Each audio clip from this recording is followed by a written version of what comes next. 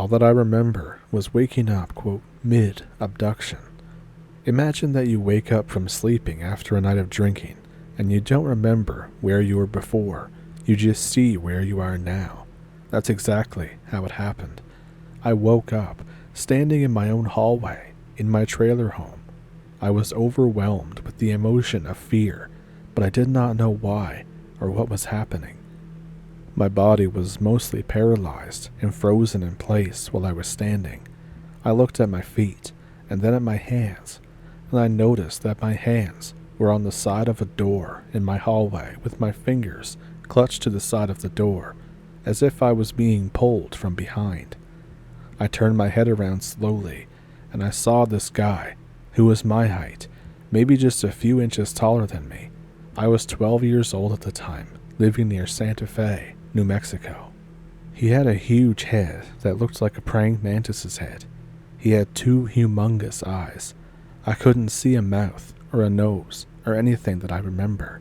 He didn't have any ears, just a huge white head and huge eyes. He was wearing a black cloak, not tight-fitting, and he had his hands outstretched like he was trying to grab me. He had 3 fingers on each hand, possibly 4, but definitely not 5. His fingers seemed weird, and he moved very little. As soon as I locked eyes with this person, it felt like someone punched me. As soon as my eyes locked with his, I became more paralyzed, and I began to forget what was happening.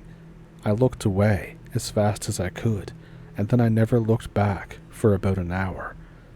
After I turned my back to him, he was standing between me and my room. I was standing between him and the kitchen. We were both standing in a very narrow hallway in my trailer home. My fingers were clutched against the railing of a door that we lovingly called the middle room of our home. I could feel myself being pulled back by what felt like a strong magnetic force, like being pushed back by the wind. I could fight it. It wasn't a lost cause. I could struggle. As soon as I stopped looking at him, my memory slowly started to come back. I thought, where am I? And why am I here? I was full of fear, and I looked down at my feet. I could tell that I was trying to run away from this guy. And then I began hearing thoughts in my head, saying, come this way. I considered going to the guy. I didn't know if I was running away from him, or if I was running to him. That's how quick and intense I forgot everything in that second. I looked at my legs, though, and I could tell that I was trying to run away. I could feel my body filled with overwhelming fear, and then it slowly occurred to me that if I'm afraid and running away, this must be bad. This must be a bad person. And then I had this overwhelming, gut-wrenching feeling that this was not the first time I saw this guy. I had a feeling that I had seen this guy several times before in trips that he made me forget. It was weird. A catch-22 philosophical experiment. I felt like I had agreed to this experiment. It was weird. Like we had this discussion before, that he could talk to me and I could go on trips with him, but only if I agreed to have my memory wiped every time. But these were not good experiences. I was so filled with terror that I knew that this had to be bad. I thought that maybe this was all a dream. I tried so hard to wake up. I desperately wanted to wake up. It was at that moment that I realized that I had fallen asleep inside the middle room and not in my bedroom that day. I thought, maybe if I can pull myself back into the middle room, I can find my body lying there, and I can jump back into my body and kind of wake up. I struggled for more than 30 minutes. My fingers were aching and my legs were hurting. It did not feel like sand, and I did not have weaknesses. I had my full strength, and I was struggling the entire time there. I was slowly, finally able to pull myself maybe 6 inches closer. I was able to pull my body into the door frame. To my shock, my body was not lying there. I kept pulling myself forward down the hallway, and grabbed the side of my kitchen refrigerator. It is at the end of the hallway, going into the kitchen. I grabbed it desperately and kept pulling forward. After a short while, I became overwhelmed with fear. I began screaming at the guy behind me. I didn't look into his eyes, but I screamed at him. I begged him. I pleaded and cried and screamed and begged for my life. I was a slobbering mess and begged him to please stop torturing me. My fear and pain slowly turned into anger. I began disparaging the guy. I said, "Why are you doing this to me?" I demanded that he leave me alone. I said things like, "What gives you the right to do this to people?" I asked if he thought I was some kind of animal, or that I didn't have emotions and free will. But those are not the exact words. I spoke in a combination of screamed words and thoughts, but it was mostly thoughts that were experienced. He only spoke back to me in thoughts. As I waited there, he stood emotionless and didn't say anything for a very long time. I didn't know if he was trying to save me or if he was trying to hurt me. I still don't. After maybe an hour or more of struggling, I pulled myself into the kitchen, and I could see the front door was wide open in front of me. I don't remember if I saw people outside or not.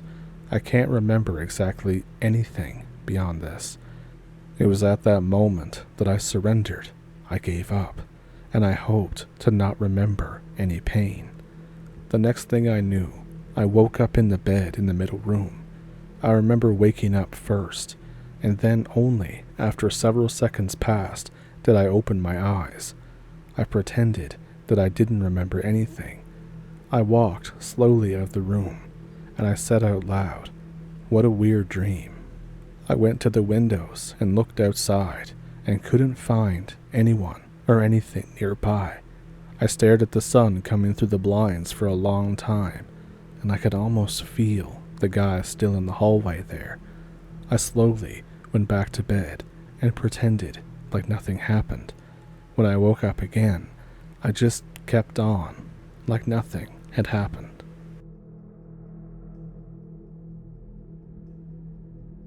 In June of 2013, I had just gotten back from 3 weeks of work in the Nahanni National Park Reserve near the Yukon around the Liard River.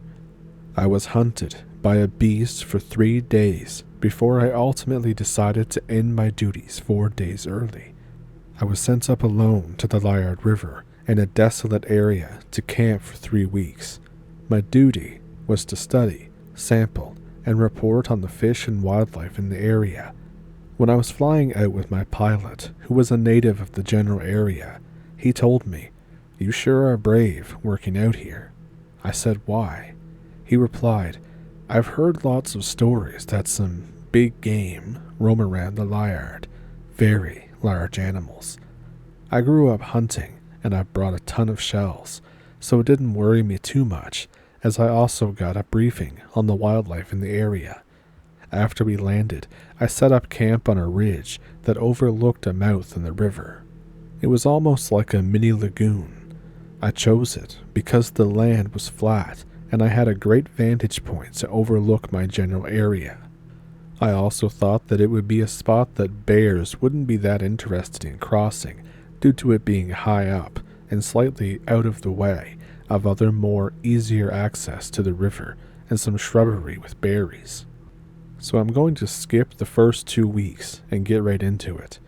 My time had become very regimented and monotonous.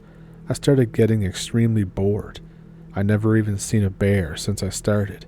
No tracks, no drop-ins, no wasted food. Other than elk, deer, fox, birds, and the late-night wolf pack howl, there wasn't anything near me. I didn't really see anything at all. But one morning, I woke up. It must have been around 6:30 or 7 in the morning. I made a coffee and had breakfast. I walked up to the ridge as I normally do. I stretched, took a drink of coffee, and peered into the water and the shorelines on either side. My eyes caught something out of place that I hadn't seen before. I looked out this view every morning, and I got accustomed to everything in its rightful place. Every tree every log, every rock. As I honed in, I noticed it was large, with black hair, but it was not a black bear. In my stash, somewhere, I had a small binocular. I abandoned the ledge and searched for it. As I had already spent 10 to 15 seconds going through a few bags, I realized that I am taking entirely too long. I ran back to the ledge, and it wasn't there anymore. I couldn't see any movement in the trees. This must have been about 400 to 450 meters away. I watched the same area for another 10 minutes and saw no signs. I continued onto the job. What I had seen didn't seem scary or threatening from what I seen in the distance, so I soon stopped thinking about it. I gathered some gear and headed down to the river to get data on contaminants in the water. It was maybe about 11:30 a.m. now, maybe 12. I'm getting bored of work. I kind of stop working and just chill. I look out across the river. 100 meters to the right side of my view, I see a tall black thing beside a tree. I can see 1/4 of its face and half of its body hugging a tree, trying to scope me out covertly. I didn't panic. In fact, I act as if I didn't notice it, but I kept watching in a nonchalant fashion. I also found solace in the fact that it was on the other side of the river. It would have to travel about 1 kilometer to the south, to the shallow part, or 350 meters uphill, northeast, the other way, to a fall and get across. After about 45 minutes, I realized that this could go on forever. I stood up, turned around, and walked towards my camp. As I took 10 paces, I heard a blood-curdling shriek or cry echo across the land. I felt like I had been shocked by a taser. I kind of double stutter-stepped and looked in its direction. It was smashing through the trees about 5 to 10 meters into the brush, going toward the northeast side. I was scared. I ran to my gun, grabbed the shells, grabbed my utility knife, hatchet, and ran to a tree in the rear of my sight that was tall and healthy. I climbed about 1/4 of the way up it. It took me about 4 to 5 minutes. I sat up on a Y branch and had my gun ready to go. I waited and watched at where I thought that it would come if it crossed. I now have no view of the original bank that I spoke of, but a view of a downside of my ridge toward an area that it should come from. I wait. So I'm up in this Y branch, maybe 13 or 15 feet off the ground. I could go higher if I wanted to, but I feel that this is plenty, and I have good leaf coverage. I'm silent, waiting for this thing to make it up the northeast side. Remember, I can't see anymore, so for all I know, it quit. Now I got my eyes fixed on the area that it should come up. 1 hour goes by. Nothing. No sounds. If it really wanted me, it could have gotten to that area within 10 to 20 minutes if it moved briskly. I set my gun down in the Y, and I climb as high as I can go, and now I have a good view of the downhill side. What do I see? Zero. Nada. I chill for 20 minutes and watch. Nothing. I figure I better get down and inspect on foot on the Riverview side. As I start climbing down, I hear what sounded like a gorilla doing its call. I freeze, solid stiff on the tree. I nearly cracked myself. It was loud, and coming from the downhill northeastern side. I quickly realize that it's gotten there in under 10 minutes, and it sees me, but I can't see it. I got to my gun, grabbed it, and went back up high, as I'm terrified now. It's got to be about 3:30 or 4 o'clock now. I sit and scope the area. Nothing. I know it's there somewheres. I call out an IE. It echoes, but nothing. 5 minutes later, I hear the same scream, yell that I've heard on the bank. It scared me so bad at the sheer ferocity and volume that I almost fell out of the tree. Anyway, after I hear the crazy shriek, I started panicking because I could not see the thing. and I am in a tree. All I could do was watch and listen. As about an hour went by, I could see on the hillside, northeast, black hair rise up in a crouching position from behind some dense shrubbery. I realized that this thing was laying down. What is it, though? I thought. The ape sound, laying down, crouching, standing. I started putting two and two together. This has to be true. A real Sasquatch. It has to be. Now I'm really freaked out. I point my gun to the air at a 45, and I shoot while I have my eye on the beast. It startled as it dropped down. Then it stood up and jetted through the dense bush down the hill. I could only see glimpses, or its shoulders and head here and there, but I knew I had it scared. I stayed up there for maybe another 25 or so minutes. I am certain now that it has abandoned to the other side of the shore. I climb down. So I get to the Riverview side. I see this mass of black walk across the falls, a very, very long way away. I can barely see it. All I know is that this thing is quite large, as I'm looking at it from nearly half a kilometer away on the northeastern side. I thought this would be a good opportunity to head down to the shore and grab my gear that I left behind earlier. I achieved so within 15 or 20 minutes without problem. At this point, I had a lot of data, enough to make my superiors happy. I came to the decision and conclusion that I would stop work and focus on staying alive, because I do not know anything about the creature that was said to be extinct or a myth. Secondly, I threw the idea of switching camp while it was gone, and then I decided not to. It was too late in the day, and that would have taken me a solid 2 to 4 hours. However, I did decide to shift my tent right in front of the tree, so I had access to it if anything came back, an escape route, if you will. I also quickly put a couple straps around the tree and threw it down a rough slope. Behind the tree, as a holy shit last resort exit, I would have to hold the rope and almost walk backwards down it. At the bottom of it is random brush and birch and pine trees for a good 1.5 to 2 kilometers, and then it hits a bend from the river. At that point, there is some fast white water and a good current for maybe 100 to 125 meters traveling around a bend that ultimately leads to the connection near my camp. After I shifted my tent in complete paranoia, I ate a quick meal of granola bars and jerky. I had a bunch of beer cans from the past couple of weeks. I strung up 24 cans, fishing line, and tied it 2 feet off the ground, about 5 to 8 meters outside my camp in the brush. I thought that it could work as some sort of alarm system if the thing came back later while I was sleeping. After I strung it up, I went back into the tree with my gun. At this point in time, it's quite late. I'd say 7:30 or 8. There is sunlight, but not very much left. As I got halfway up the tree on a big thick branch and came off at a 45-degree angle, I calmly watched the landscape, especially that side that it was at earlier.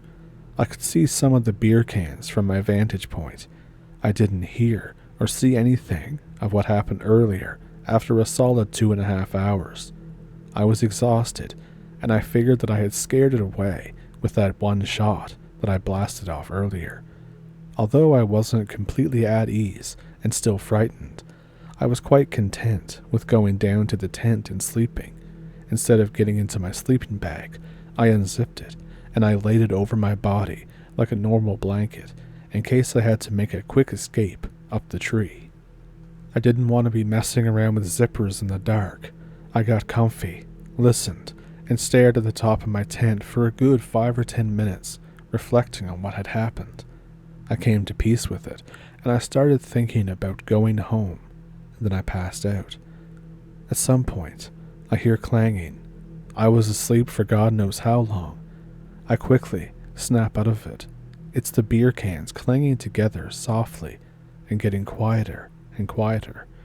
I knew it had tripped it, and it's already in my sight, or it was just testing it. I grabbed my gun and sneak out the rear flap. I hug a tree in a crouched position and span around it to the rear side of the tree, covert style. I am somewhat concealed due to the night, the tent, and the girth of the tree. I pull myself up on the first branch and then quickly climb the branches as if it were a ladder.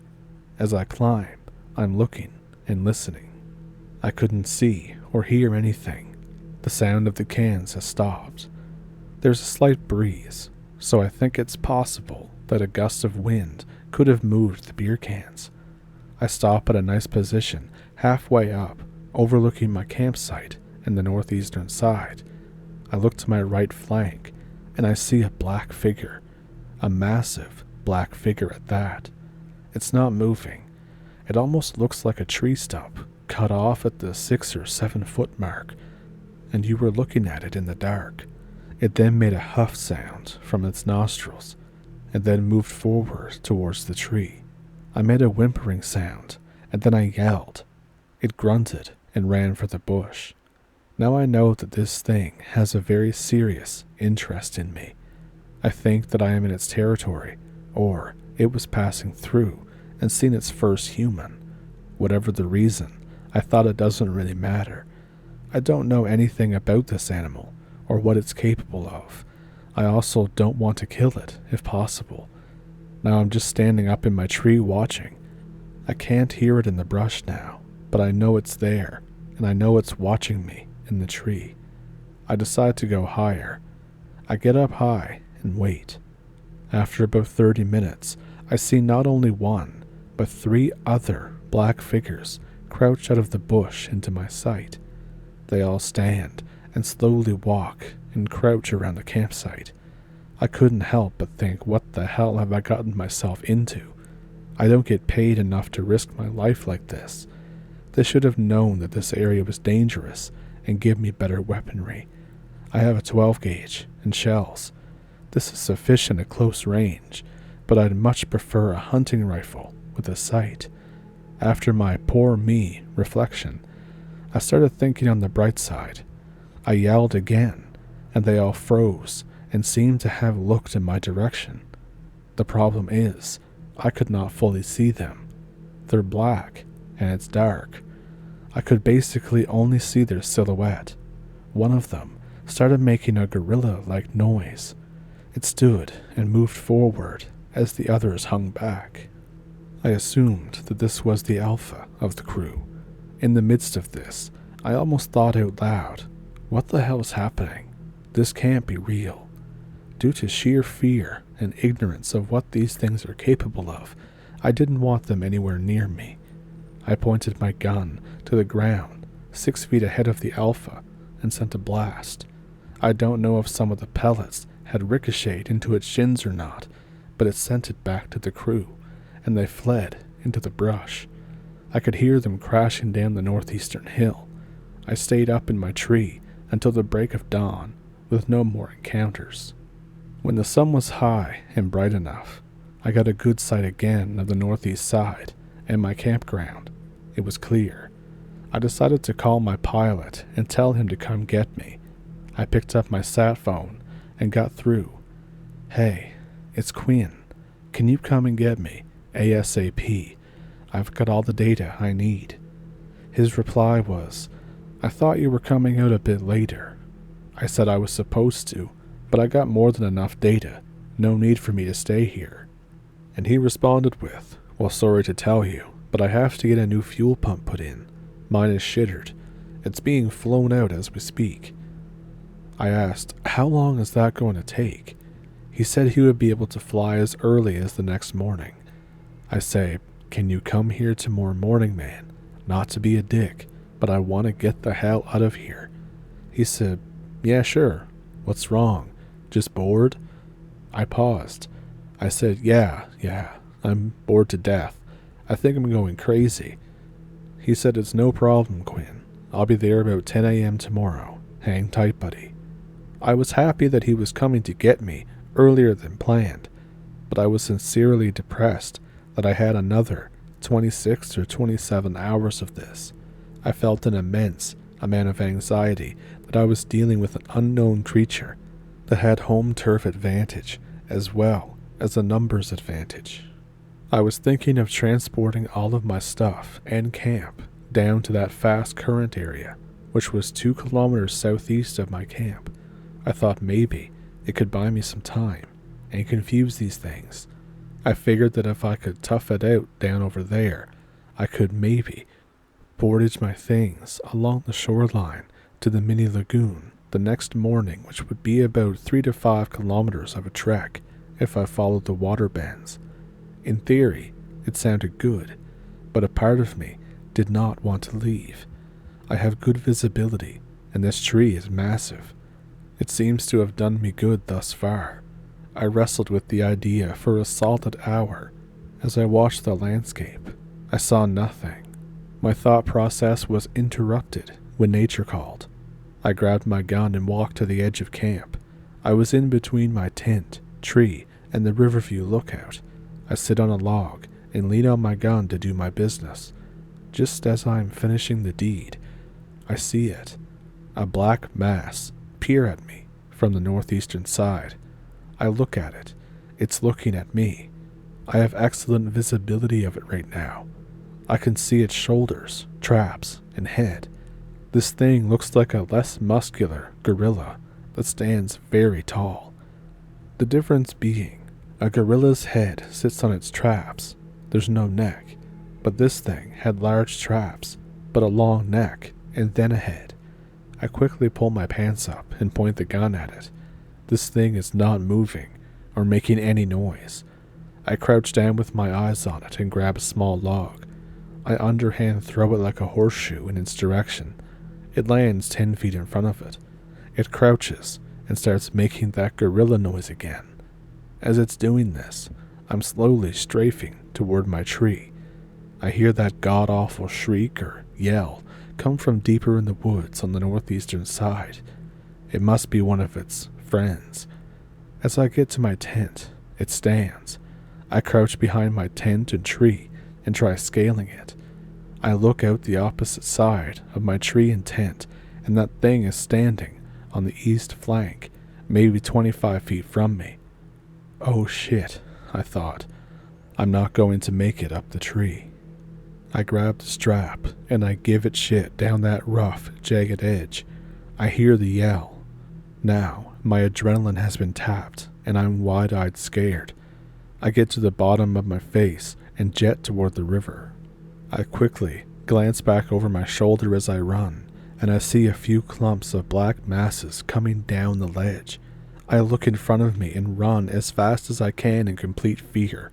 I realize I don't have my gun. I don't even remember what I did with it. I'm running full tilt. I can hear branches and grunting behind me a ways. I know that they're after me now. I realize that I have to be in their territory and they want me out of it. All of a sudden, in front of me to my left, I hear a shriek echo through. I hang a right and keep going. I'm starting to gas out. I can feel a cramp in my stomach, but I soldier on. This is life or death, I thought. I continually hear branches breaking behind me and grunting. I looked behind me and saw nothing but some trees moving maybe 20 meters behind me. These guys are fast, very fast. I had a sizable head start, and I'm pretty sure they had trouble making it down the cliff. So I thought. This sight and realization really tripped my inner flight gene that we all have. I dug down deep and booked it. Just as I'm catching my second wind, I hear the rush of white water. I can see the clear whiteness through the leaves and branches. I dash for it. I get to the shore. I turn and look. I see the black masses smashing around in the brush and getting closer. I thought, I can't run anymore. This isn't going to work. I look into the river, rushing around the bend. I decide to jump in. This was probably one of the most dangerous things I've ever done. In fact, I get really lucky right here. When I get in the water, it's ice cold, freezing. The current is great. This is the first time that I've ever been swimming in a current, rapid-filled run of water, and I have no life preserver. As it took me, I struggled to keep my head above water. The first whitecap engulfs my head and takes me under. I can't swim up. I feel like I'm stuck in a cyclone or something. I curl up in a ball and sink deeper. Then a current catches me and pushes me farther down. I can now swim to the surface. I gasp and choke. Another wave smashes me, and I go under. At this very point, I think I'm a goner. I'm completely gassed out. No energy. I don't even care about the animals anymore. I think about my wife and kids. They're never going to find me, and I'm a goner. I'm dead. I come back up to the surface, and there are no more rapids, just current. But it's of no use. I'm not strong enough to swim out of it. I just float around through the course. I see a tree and a bunch of big-ass rocks sticking out of the river. I thought, this is my only chance to not drown. I grab the branches, and I hang on for what must be maybe 2 seconds. It was long enough to stop my body's acceleration in the river. It was going strong enough to break my grip, and then I smash into the rock 3 meters past it. The current has me pinned on the rock. I kind of work my way around it to a spot that had a lot of edges and cuts. I climb it. I get 3/4 of my body out of the water and onto the rock. I lay on it face down and think that that was probably the dumbest move that I had ever made in my life. If it wasn't for that tree and rock, I would have drowned for sure. That was sheer luck. I looked at how far I had gone. It must have been about 150 meters of white water. That may not seem like a long run, but with no life preserver and running from a pack of animals for a couple kilometers, it's enough to put many out of commission, believe me. I look down the river, and I cannot see the creatures. After 10 minutes of lying on the rock, I get up. I feel an immense pain in my left side where my ribs are. It was where I smashed into the rock. I think a couple of them are probably cracked. I walk the shoreline for about 3 or 4 kilometers. I get into the mini lagoon where my camp is, and I go up the Riverview path to my site where all of my gear is trashed. I crouch low and view the northeastern side. I don't see anything. I notice my gun is laying in the dirt behind the tent and tree. I get up and make a dash for it, grab it, and look to the northeastern and eastern side. Right now, I am mad. I'm thinking, screw the environment, screw these animals. Yes, I am intruding on their land, but I've got a family, and I'm not dying out here. Nothing comes out. Nothing is around. I look at my caved-in tent and food supplies all over the site. I look at one black case that is still intact. Thank God, I thought. That thing is what gets me a paycheck. It's still good. I grab some granola bars and eat them like a pig. I pound back a liter of water without stopping. I climb the tree and stay there with my gun. This time, I'm not leaving. I don't see the things for the rest of the afternoon. Or night. Not even a sound. I pass out on the Y branch, sitting up. I awoke at dawn in the same position. I didn't see the things anywhere. No signs. I still stayed up in that tree for 3 hours. Then, I hear a buzz. A familiar sound that I hadn't heard since I got there. The bush plane is back. Thank God. He lands in the lagoon. I climb down, grab my black case, and make my way to the plane. He's on the pilot side floater and says, "Buddy, you look like garbage." I look at him and grin and say, "Some bears crashed my party. Forget about the belongings. Let's just go." I went back home and didn't tell anyone anything, but eventually I told my wife, and she said that I should post the story on the internet anonymously. And here we are. If you don't believe the story, it's cool. I'm just happy to be alive. Oh, and my ribs, they're fine. There were no cracks or breaks.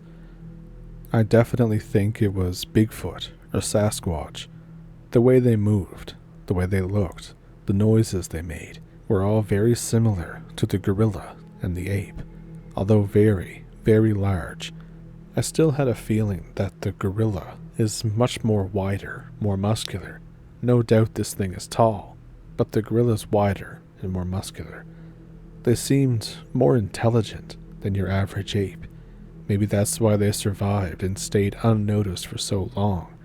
At the end of the day, I think it might be just a different species of monkey with a lot of stigmatization and dumb, spooky names. Yes, it was very dangerous, but so are gorillas.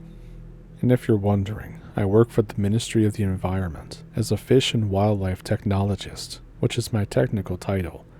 There are a few small groups of us that are willing to do the deep wood excursions. At the time, a lot of new mining and oil drilling jobs have been taking place up north, so I would go and study the impacts it has caused on the environment. That was my only excursion of 2013. But about those creatures again, I had the feeling that they wanted to hurt me, or at least run me off their territory at the very least. That's why they were chasing me and screaming. It's possible that they would have been scared if I stood my ground. However, I didn't want to take that chance. The river was idiotic, but it worked out, so I can't really say it was a mistake. If I went back with what I know now, I would have risked the Sasquatch. That river's no joke. In fact, I'm actually terrified of whitewater rapids now. I'll never go whitewater rafting or kayaking. Screw that. And if you're wondering about where I was, yes, the most significant amount of the Liard River runs through the Northwest Territories. The smaller sections run through the Yukon and some parts of northern BC. I went to the Yukon because there was some fly-by-night drilling around that neck of the woods. But yeah, that's everything. Believe it or not, it doesn't matter to me. Again, I'm just glad to be alive.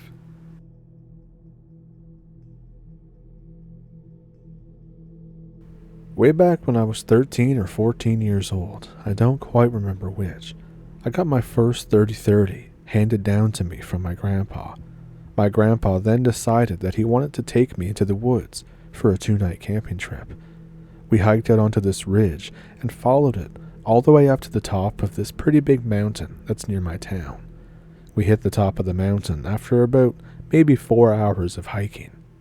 We found a nice spot and decided to make camp for the night.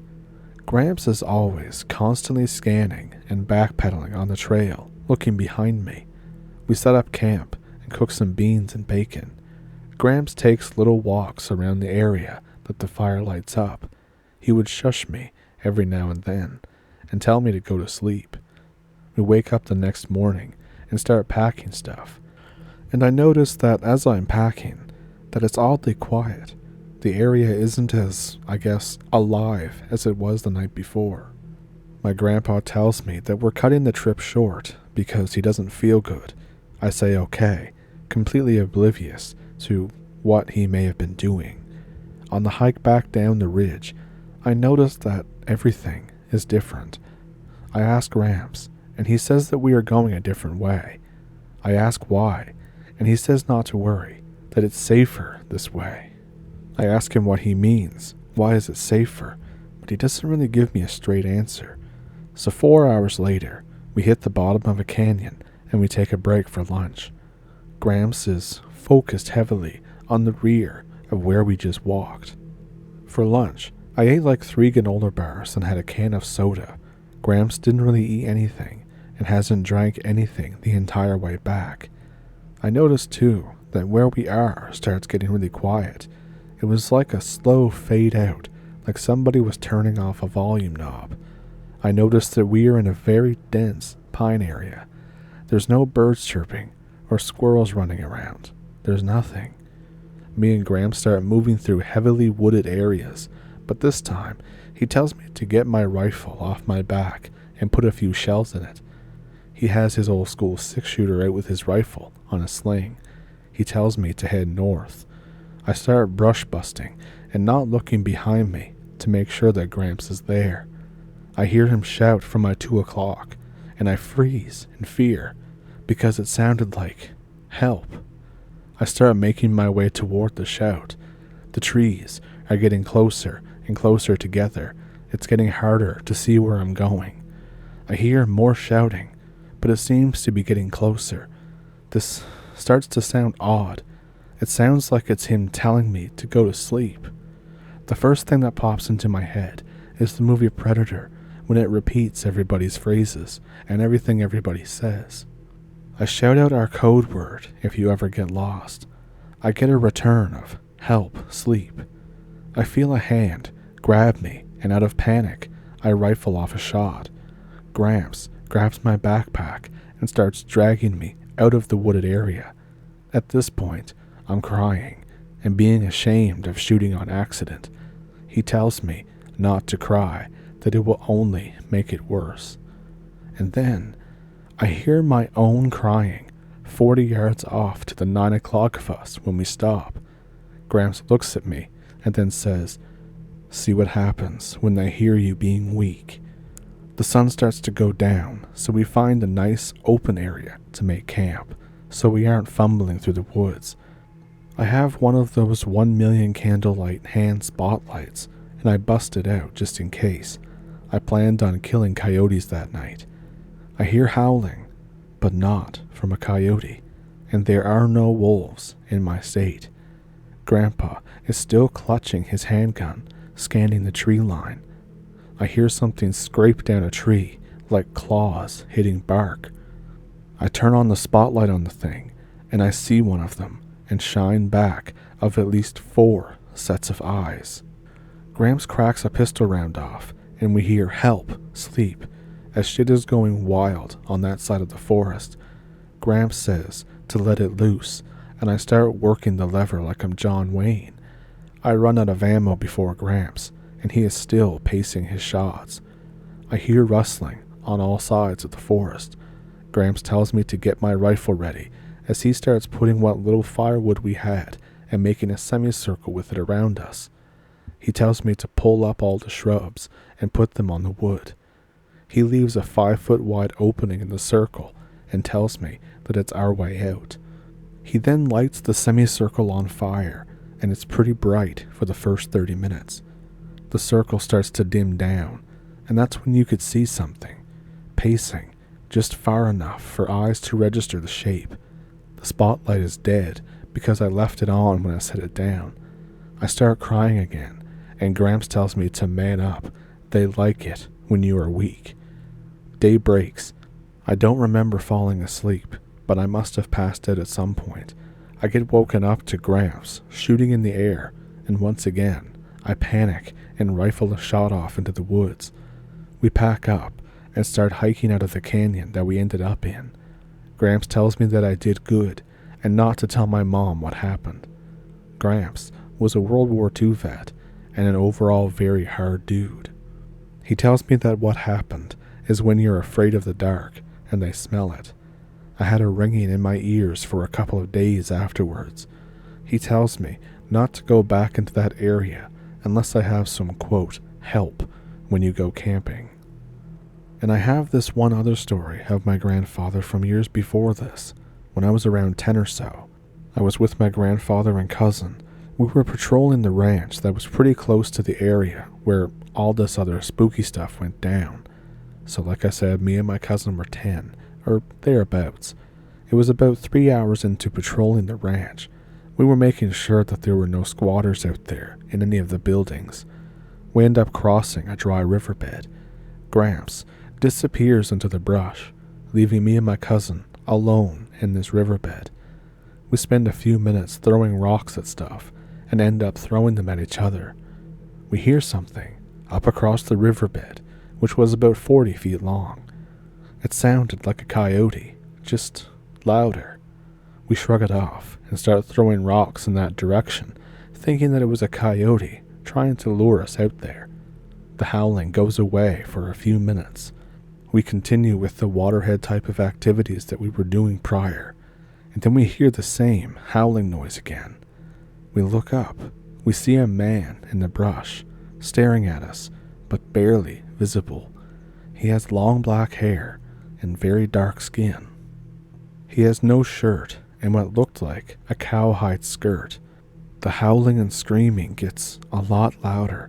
Me and my cousin begin to cry that we're so afraid, and then all of a sudden, the noise and the man are just randomly not to be seen, like they just vanished. We then get to the other side of the creek bed and sit there with our sticks that looked like guns, thinking they were going to protect us, ready to fight it out. The same man is there down in the riverbed now, about 100 yards away, but fully visible. We take aim with the sticks, and my cousin makes a shooting noise. The man looks directly on us. We both freeze. We hear what sounded like a landslide to the hill behind us. We turn around. It's Gramps, sliding down what was essentially a cliff on his ass, yelling, "Look at the ground, look at your feet." He grabs us by our arms and drags us back to the truck while saying, "Look at the ground," the entire time. He gets us to the truck and says that we were very lucky and all this stuff.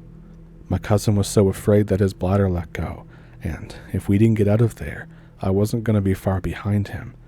Before my grandpa died, I tried to ask him about what happened when I was with him at the ranch, and I don't know, I guess I just never found a really opportune time to bring it up to him.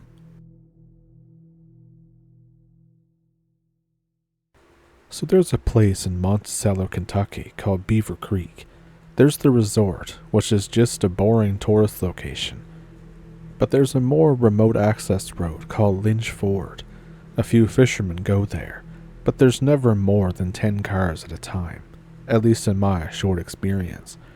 I had a falling out with my family, so I moved here to get away from the insanity, to cure my boredom, and to fill my belly. I went looking for places to fish. I didn't know many people around here, so I had to look for places on my own. I pulled up Google Maps and searched around for creeks and rivers on the satellite image until I found Elk Creek, which then led me to Beaver Creek. I Googled further to find the resort. I didn't want to be around people though. I just needed to be alone. Really, I thought I had too much face time with my family as it were, and I wasn't really interested in socializing. So, I got in my car. I drove around sort of aimlessly until I found Lynchford Road, which ends at a remote section of Beaver Creek. For a whole month, I fished there Monday through Thursday, reeling in massive bluegill, perfect for getting a thick enough cut of boneless meat to batter and deep fry like a true southerner. I also caught the occasional log perch, drum, and largemouth bass, but I was more focused on the gloriously tasty and bountiful bluegill. A lot of fishermen laugh at the thought of bluegill fishing since it's considered baby's first catch, but they taste better than any other freshwater fish that I've ever eaten. I got a real taste for these fish, and I felt compelled to return to the creek to keep my freezer full. I didn't like going on the weekends because teenagers often set up camp and partied all weekend, and that's exactly what I like to avoid. However, I decided to go on a Friday evening and noticed a distinct lack of humans. No one was there. I was thrilled. I went back Saturday evening and was again surprised that there was no one there. Cool. I had the entire creek to myself again, and I loaded myself down with delicious fish. At the time, I didn't find it at all suspicious in the least that the weekends were devoid of party folks. I took a few days off the other week to catch up on other evening duties like weed eating, mowing the lawn. I returned to Beaver Creek once again that Thursday. As I was driving my car down the winding, narrow county road to the creek, I met an oncoming truck that was barreling like mad and almost clipped my car. Assholes, I thought. I assumed they were young and drunk, on meth, or some combination of both, so I continued to my favorite spot. There's a not great dirt road that goes the length of the creek, but it's rutted out from people getting their trucks stuck in the mud, so it's impossible for me to drive my car with its precariously dangling crimped-up muffler and tailpipe down to the best fishing spots, so I always park my car in the gravel parking lot and just walk with all my gear down the dirt road. I got there around 6:30 p.m. and hoofed it down to a really nice spot where a small stream falls into the creek in a shallow waterfall. The spot is a bit shy of a half a mile from my car. On my way there, I noticed some weird-looking tracks in the mud. They looked human, but they were a bit skinny and curved terribly inward. I wasn't sure how to write that off as ordinary. The tracks lead off down the road and into the weeds toward the woods where I couldn't follow. I was a bit concerned about it, but I had old mace and old-timer hunting knife with me if anybody decided that they wanted a piece of me. So, I went onward to my little waterfall spot. I set up my fishing chair, and I dropped my line in the water. I wasn't getting a lot of bites at first, so my eyes began wandering. They went over the banks and the mountainside. Usually, when I'm out there, I see a lot of great blue herons fishing the banks and croaking their weird calls. I usually hear the screeching of blue jays, crickets ramping up for the evening, and all sorts of other nature sounds. But this time, it was much more quiet and subdued than usual. At this point, I began to worry a little, but perhaps it was just the cooler weather causing the lack of nature sounds. With the absence of party folks, other fishermen, and the locals that walk down to the creek and swim, I wondered if maybe there was something going on down there that everybody knew about but me. The odd tracks in the mud, the truck tearing ass away from the creek, and now the diminished sounds of nature were getting to me. But then, suddenly, the fish began to bite. One after the other, I reeled in some fat bluegill. I spent the next hour loading up my fish bucket. All anxiety left me. If you're a fellow fisherman reading this, you'll understand exactly what I mean. It was getting dark and difficult to see to pull out the hook from the fish. This was nothing new for me. I often stayed out a little after dark with no incident if the fish were still biting. As luck would have it, I was trying to grab hold of a particularly large and feisty bluegill when it finned my hand. I reacted and swore really loud. I shook off my ass-hattery and continued business as usual. Almost in reply, I heard a response from the woods behind me. It yelled out the same swear word that I did. It sounded male, but a very unfamiliar accent. It almost had an analog quality and voice to it, like a tape being played back, but not quite in my voice.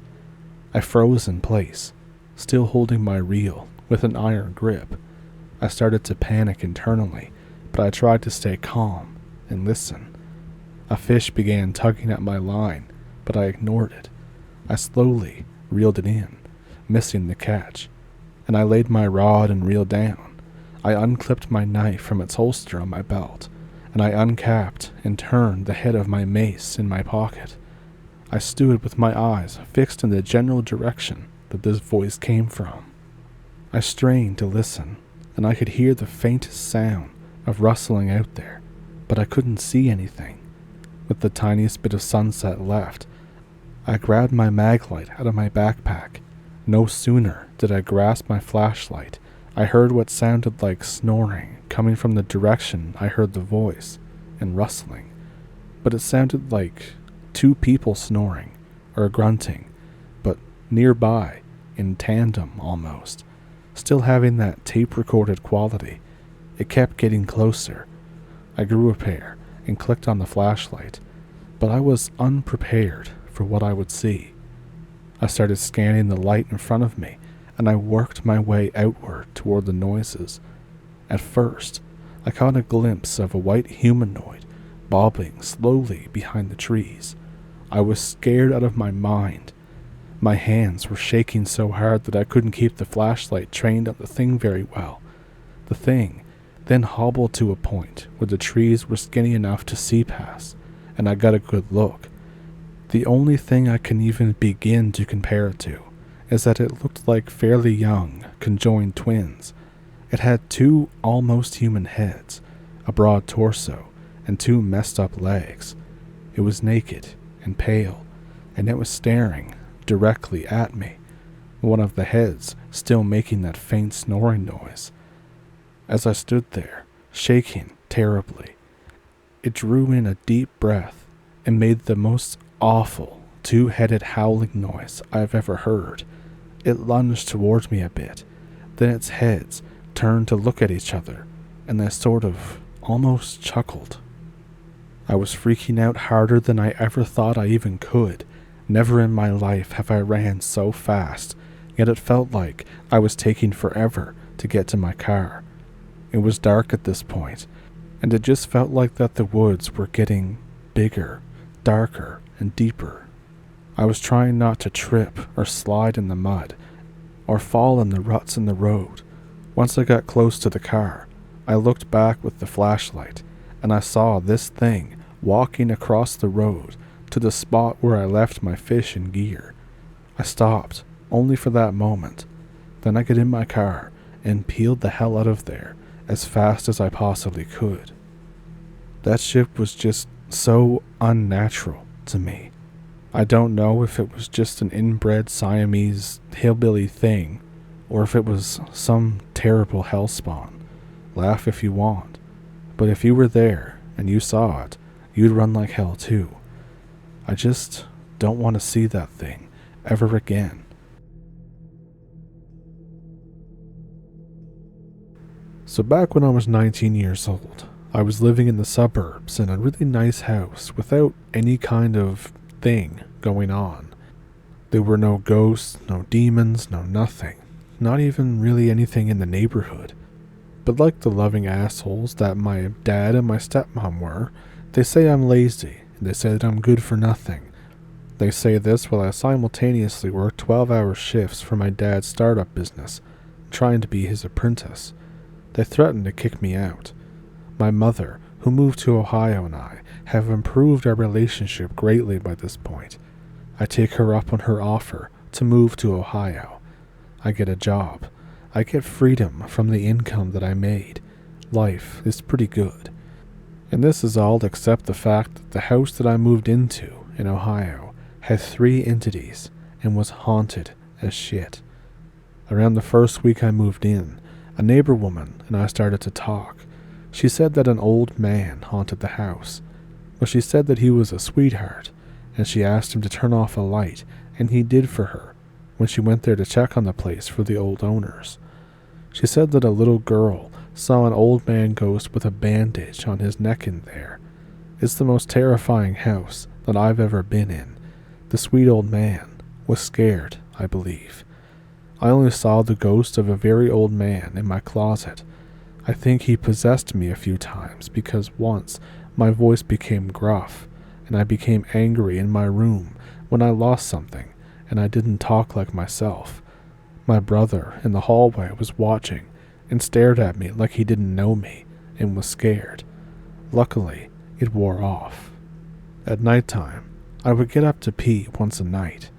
The upstairs hallway made a T shape, a small T. I learned from friends that were into the paranormal at the time that was really bad because it basically acted as a crossroads, which acted as a doorway for things to come here. I haven't found any info like that with personal research, but I do believe it. When I woke up, I would imagine in vivid detail something that I could see through the wall, a dark black creature crouched halfway up the stairs. All the doors upstairs were kept shut at night. My room was across from my brother's, and the toilet was across from the stairs. As soon as I opened the door, it moved. I wasn't imagining it. It was human-shaped, but its limbs were too long and too thin. It was pitch black with a smooth face, without a mouth, without eyes. It moved its limbs in jerky movements. It moved when I moved down the hallway, and it moved up the stairs on all fours like a bear crawl. Its arms were so long that it held its elbows up in the air when it bent its arms. I got to the bathroom quickly, like a race, and closed the door. It froze. I could feel its eyes on me when I was forced to look its way as I closed the bathroom door. I never looked at it directly, but I could sense its presence like a stain on my perception, even if my eyes were closed or there was a wall between us. So I did my business in the bathroom. I took a deep breath, and with a hand on the door, I couldn't stay in the bathroom. As I turned to close the door, I saw it. Its head passed the staircase entrance. It turned its head, and it was staring right at me, turning my way to come up as the door shut, and then it froze again, like a good sport who lost a game with rules that only it knew. This happened every single night. Since I was convinced I just had an active imagination to cope, I told myself that it was fake, and that my reaction was just fear of the dark. Then I realized I never once heard my brother get up at night to pee, get water, or anything. He kept his door shut tight all night long. As a kid, he was always up at night, and he was always up at strange hours, to the point that I would yell at him at 4 a.m. for waking me up with Donkey Kong intro music on the N64 when we were really little. That was the only house that he didn't move a muscle to leave that room after dark. Part of me wonders if he sensed it. Part of me wants to ask him, but another part of me is scared of confronting the idea that the thing on the stairs was 100% real. And one more thing. In this house that was in the same house as the old man ghost and the thing on the stairs, one day my mom decided for me that I would like the room in the basement better. It's a walled-off corner of the basement with a door right next to the basement steps. The basement steps line up with upstairs and the downstairs steps. I didn't tell her anything about the staircase entity, so I have no idea why she got the idea in her head. I get put in a room that's already decorated with a random chair in the corner. My mother thought that I would be happy, after a lifetime of making no choices, if she chose every part of the room for me. I no longer see the thing on the stairs because I no longer leave my room at night. I felt more uneasy being closer to the stairs outside my door, and I had no idea what being directly under them would do if I ventured onto the stairs at night. When intuition screams, I listen. In my room is a new thing. It's only in there. A black silhouette of a man with a wide-brim hat. It's there, day or night, and it doesn't feel as evil as the staircase creature. It is content to just sit in the corner chair and smugly pretend that the chair was put there for it. It had the aura of a leader that was full of themselves, and a part of me wondered if it was the leader of the staircase creature. Luckily, I didn't have to investigate or discover jack shit because my mom's marriage crumbled. After that, I moved into a nice boring apartment, but my girlfriend was kind of crazy, but that's another story. My mom and my brother moved to Georgia after this.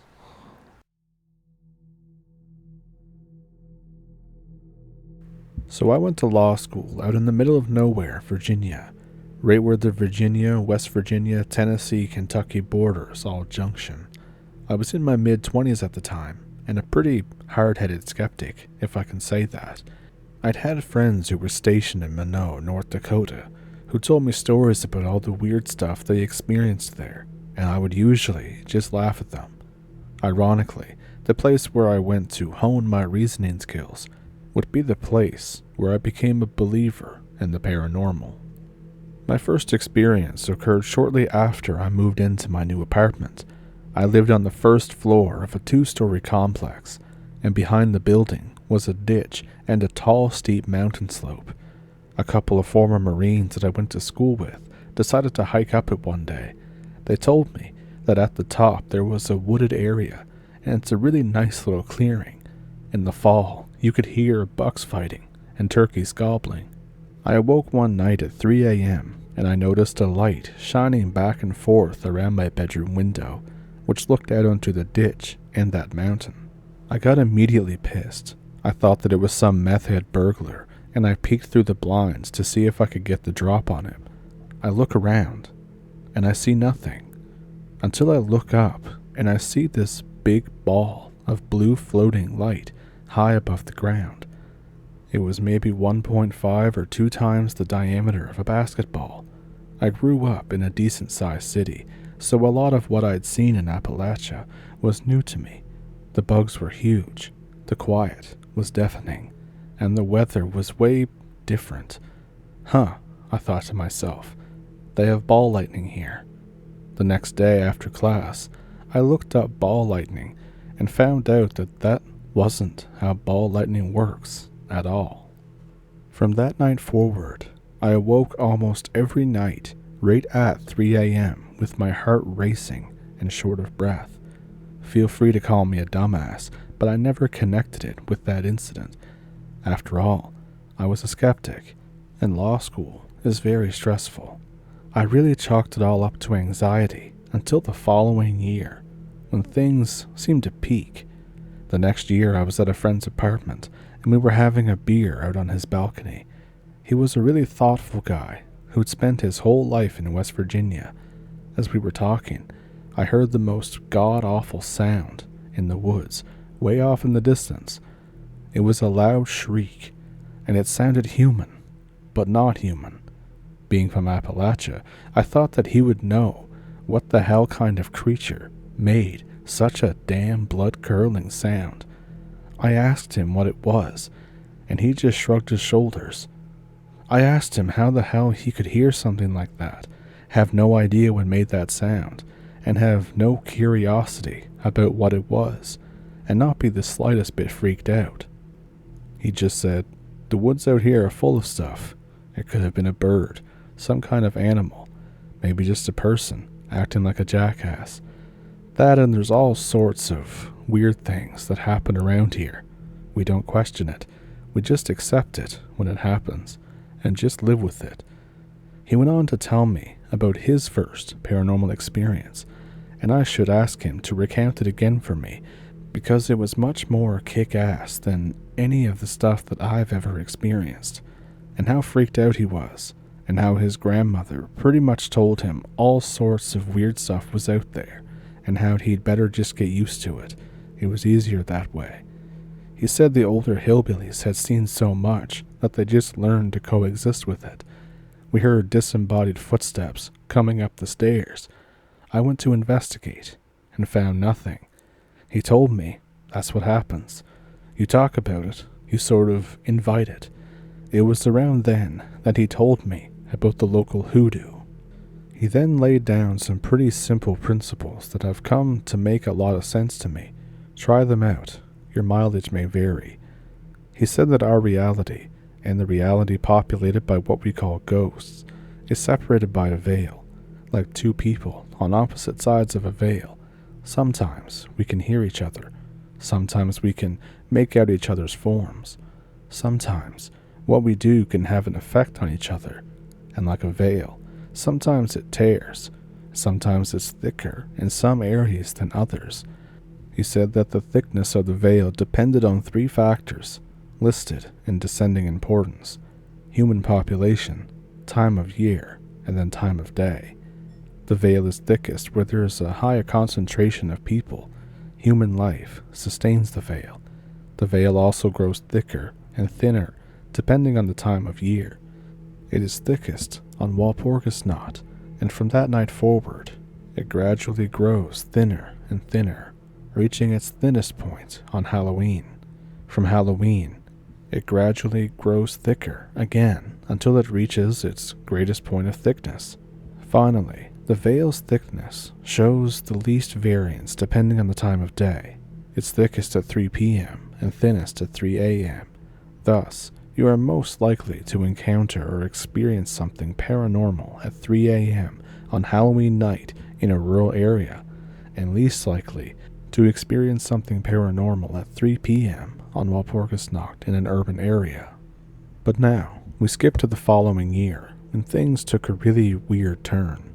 I was meditating in my apartment one night, and I saw a creature that I can only describe as a cat with shimmering green fur.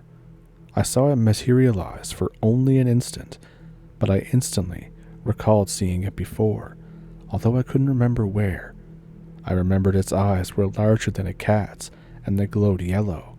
I say it resembled a cat, but it really only resembled a cat in size and the way it moved. If it had ears, they were slicked back all the time.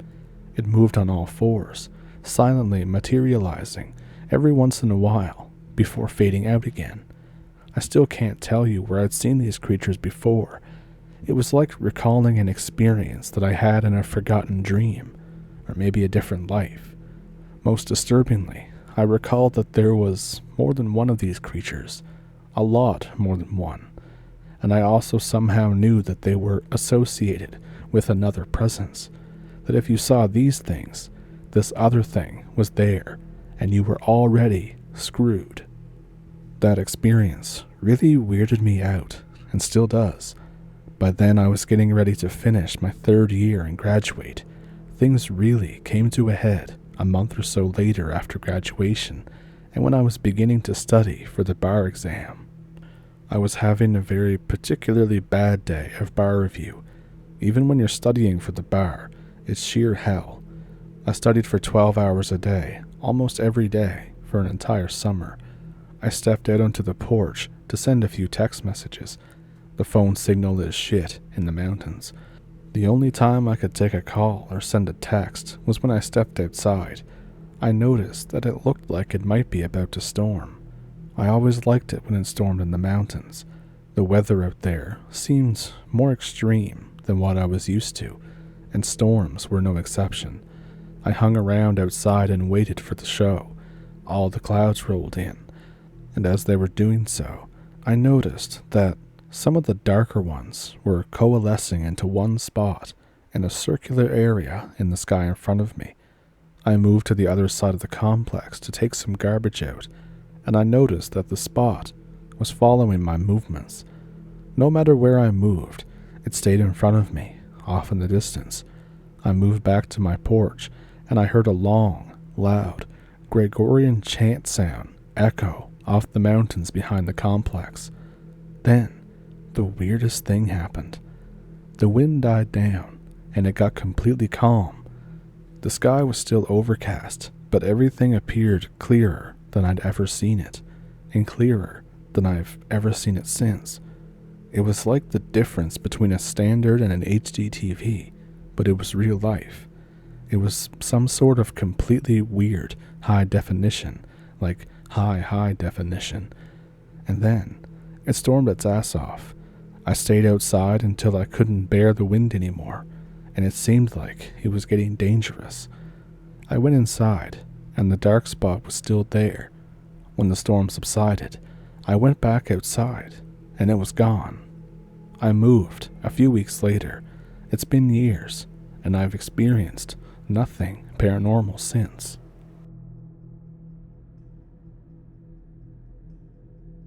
I'm not from the US originally, but I did move there in the 2000s with my dad, and when this happened, I was around 14 to 15 years old. And all of this was in Florida as well. I was hanging out with my friends by an old viaduct. We were taking part in some underage drinking, and we were about 2 miles from the nearest town, 2.5 miles from my home. The way home is nothing but fields upon fields. It was starting to get dark, and my dad tells me to come home for dinner. My friends decide to stay behind for a little while longer, and I make my way home through the wheat and cornfields. I decide, screw it, and I watch the sun disappear from behind the horizon. It was pitch black now, but I have the light on my phone, so no biggie. I notice the fields have crop circles in them. It gives me a chill up my spine, but again, no biggie, because me and my friends used to try to make them. They just never really turned out. The reason why it gave me a chill is because I have a crushing fear of aliens, but I also have a very big curiosity about it too. Anyway, I continue walking home through the fields in the dark. I end up almost tripping a few times because of course I do. I carry on walking and I make it to the old railway tracks that are not too far from home. I light up a smoke and slowly walk through the cornfield, that my house is on the opposite side of. And then I hear a scraping sound, like when your foot slips on the dirt. I look around, but I don't see anything. I turn the flash on my phone and have another look. All I see is corn and bugs. I turn off my flash and turn around to carry on my journey when I hear something else. A very low-pitched hiss type sound, like an alligator, but slower and more bassy. I almost snap my neck turning around, flash on to look again, but I still can't see anything. I hear the sound again, but now coming from my left-hand side. Again, I swing around and try to see anything, and this time, 2 eyes light up like a Christmas tree about 10 meters away. I was just frozen in position. The eyes just stare from inside the crops, and it's hissing away. I hear the corn stalks snap and rustle from behind me with heavy footsteps following. I booked it right out of there as fast as I could. I hear the corn snapping and rustling like whatever they were chasing me. Eventually I can see my house, and I end up clearing the fence like some kind of super athlete, and this fence was 7 feet high, definitely a product of adrenaline. I pick my ass up off the grass and then run straight into my house. Mom and Dad ask me what's wrong, and I explain that I was just chased by something through the fields. Dad goes out and has a look around, peeking his head over the fence using my sister's slide. He comes back 5 minutes later and says that he didn't see anything, but he heard the crops rustling. There was a bunch of snapping that was moving away from the fence. About 4 hours later, I go up to my room and just chill out and watch a movie. I open my window and have a smoke. My room overlooked the backyard and fields. A few minutes go by and I flick my smoke into the neighbor's yard. I leave the window open to air out my room a bit, and I finish watching a movie. I turn off the TV and screw around on my laptop a bit before bed. Then, I hear that noise again. The same noise that made me freeze up and made all that adrenaline happen. The floodlight activates outside. All I have is an air rifle. I get it from my wardrobe and load it. I look out the window, and I see a shadow lurking behind the fence. I look around my garden, and another shadow is going toward the shed. I scream at the top of my lungs from my mom and dad, and I run downstairs to my dad. I tell him that the things are in the garden that followed me. And again, if you're wondering, remember that me and my dad are not American. We had no guns. We didn't expect anything like this to ever happen. So all we had was a golf club. He picks it up and he goes outside. We hear the things run off into the field screeching. We look in the shed, and there's just blood everywhere. I mean everywhere. Those things had ripped open my ferret cage and ripped my ferrets to pieces. I cry because I love those little guys. After a while, I realize that there's one ferret that's missing. Ivan, my favorite one. I search around some more, but I can't find him. I'm thinking that he must have escaped. I look around the garden for him with no luck.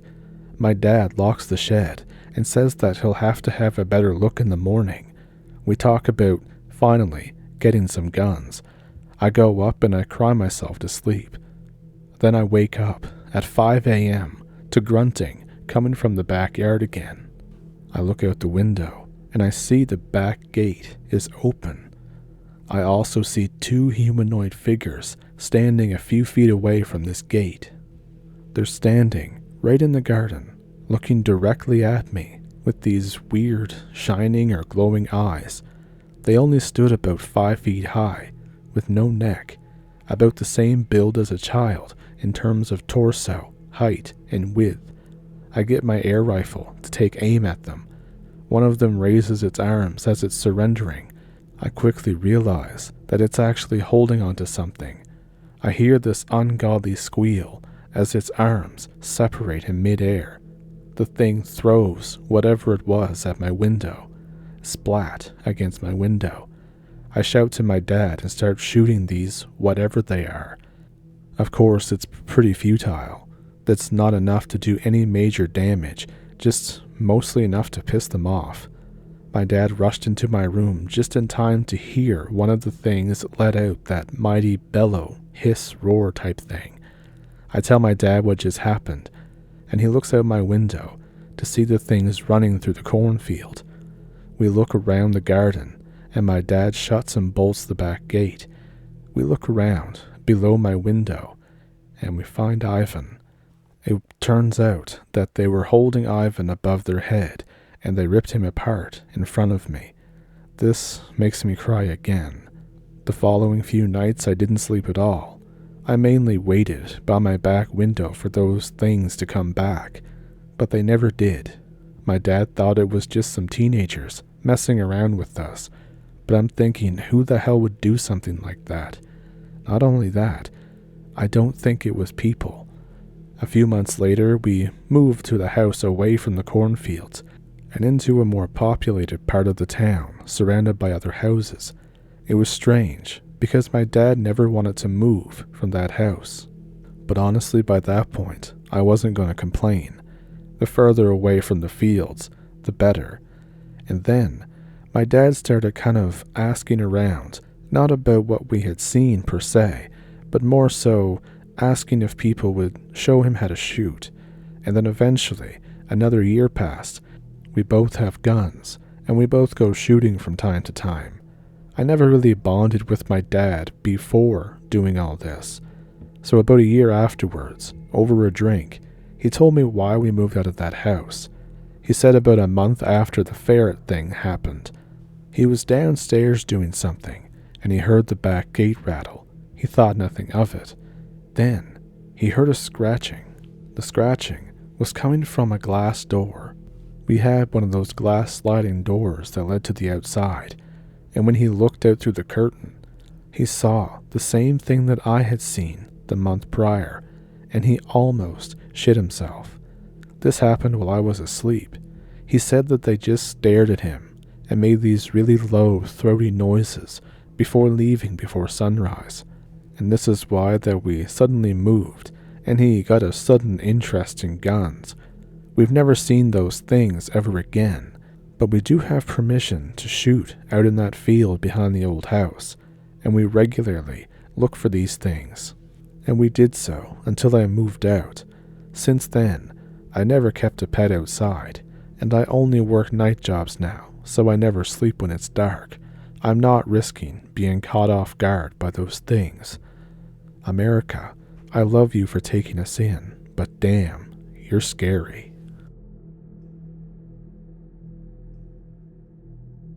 So I'm from New Zealand, and I have a collection of somewhat strange tales from my travels around the country. Mainly, these all happened while fossil hunting in remote areas. I was wondering, does anyone else have any experiences in New Zealand? But with all that, I'll get on and tell some of mine. I had just turned 22. I was living in Christchurch, New Zealand. I decided to go hunting for fossils at this new spot. My girlfriend, now my ex, was not interested in that type of thing at all, but she did want to come along for the adventure. So we jump in my girlfriend's 4x4, and we head out about 2 hours out of the city. It was into this desolate logging land. There were redwoods, or our equivalent, as far as I can see, on both sides of this narrow road. We were following the map on my phone until we reached the location that I had marked. So we get there and we park the car on the roadside. It was a sunny day. It was still kind of cold-ish, being South Island, but I was super excited to get digging. My girlfriend said that she's going to stay in the car, as I'm only scouting the rock formations to see if we're in the right area. I go over this embankment, and this leads me out of sight of the car. I find some exposed rocks. I thought, now we're in business. And then something strange happened.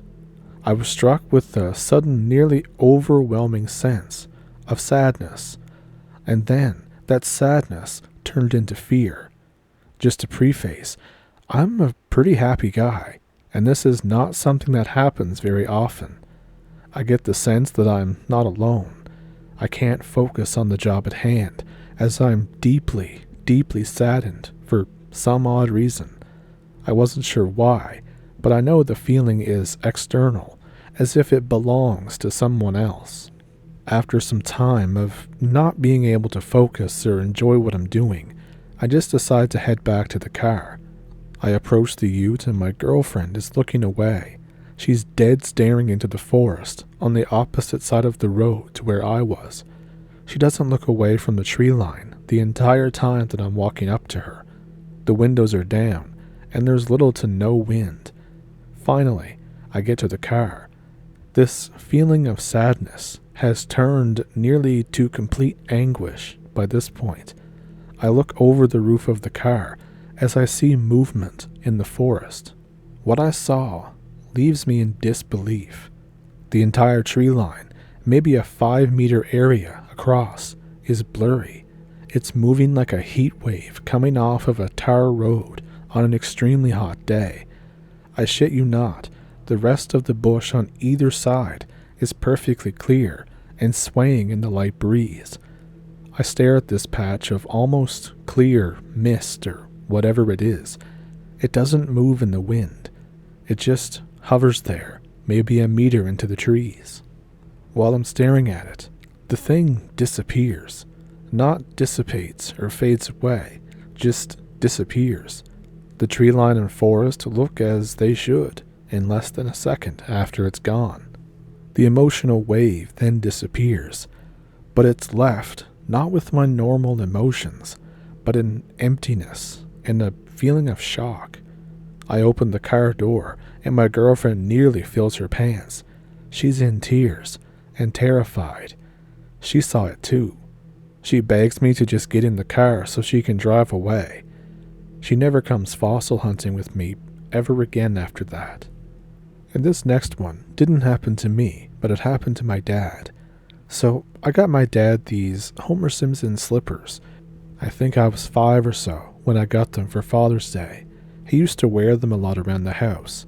And the thing about these slippers is that they have these little LEDs on top that were pressure sensitive, so that when you stepped in them, they kind of lit up a bit. By the time that this happened, it was a very regular night at home. My dad had just put us to bed, and he was having a cup of tea with my mom, some real British stuff. He kicks the slippers off onto opposite sides of the room, as always. This is done for the specific reason to annoy my mom, but they both get into bed and go to sleep. And then the both of them are woken up sometime between 2 and 3 in the morning. They notice that the room is now dimly lit up with the blinking LED colorful lights. They both are confused, and then they hear shuffling. My dad looks over the edge of the bed. The slippers have now met in the middle of the room and were taking very small steps by themselves toward the edge of the bed. Once they get to the edge of the bed, the slippers stop neatly together, and along with it, the shuffling stops. He's staring at the slippers. They can't believe what they're both seeing. And then the LEDs go out. The shuffling sound starts again, and my dad immediately turns on the light. He was really freaked out by this, but my mom, not so much. She has a history with the paranormal and weird stuff happening, but my dad hasn't. He still was very uncomfortable talking about it, even when he told me. He's 6'3" and by no means a coward, but he still wears the same slippers around. And now this next one might be a little bit longer, so buckle up. It was 2021. I was still living in Christchurch, and I was still super into fossil hunting. I was there with my friend at a fantastic spot. Let's call her Anna, and we've been here multiple times in both the daylight and at nighttime, with nothing like this ever happening before. A huge storm hits Christchurch a few days beforehand, some of the heaviest rains we had in years. My flat lost part of its roof and started to leak on all 3 floors. During this time, I decided to visit another location, a small farm on the Canterbury coast, about an hour's drive from the city. The farm has great beaches with huge siltstone cliffs full of fossils. We both know that the storm would have knocked a ton of new material down into the beachhead. Anna doesn't finish work until 9, so we arrive at the farm around 11 p.m. We're walking through the farmland down to the beach. We have our floodlights as it's pitch black this far out of the city. It's windy as all hell, and of course, bitterly cold just to add to it. Both of us are in good spirits, and we're excited to get onto the beach and see what we can bring home. We follow the path down, and we start our trek. We're scanning the rocks and the cliffside with our torches as we go. Everything's going great. We found a huge tiger shark tooth and some nice crab ones so far. And then, I think I can hear something. A faint sound somewhere in the distance. At first, I pay no mind to it. I hear it a few more times and decide to listen. Anna is maybe 50 meters behind me, closer to the tide line, and I'm up against the cliffs. It sounds like a man's voice shouting something in a language that I can't quite make out. It's carried over the wind, but it's not in English. I was thinking it might be other people into fossils that are somewhere along the beach. It's not unheard of to have another team down there at night, but I don't see any lights, or I don't see anyone besides me and Anna, for that matter. I keep doing what I'm doing, and I keep hearing the sound. Then I start to be able to make out what it might be. If you've ever been to New Zealand, you've definitely heard of Te Reo before. It's the language that the native Maori population speaks. It sounds like a man shouting, "Hua," or something similar, definitely in a Maori accent. The shouting was definitely in Maori.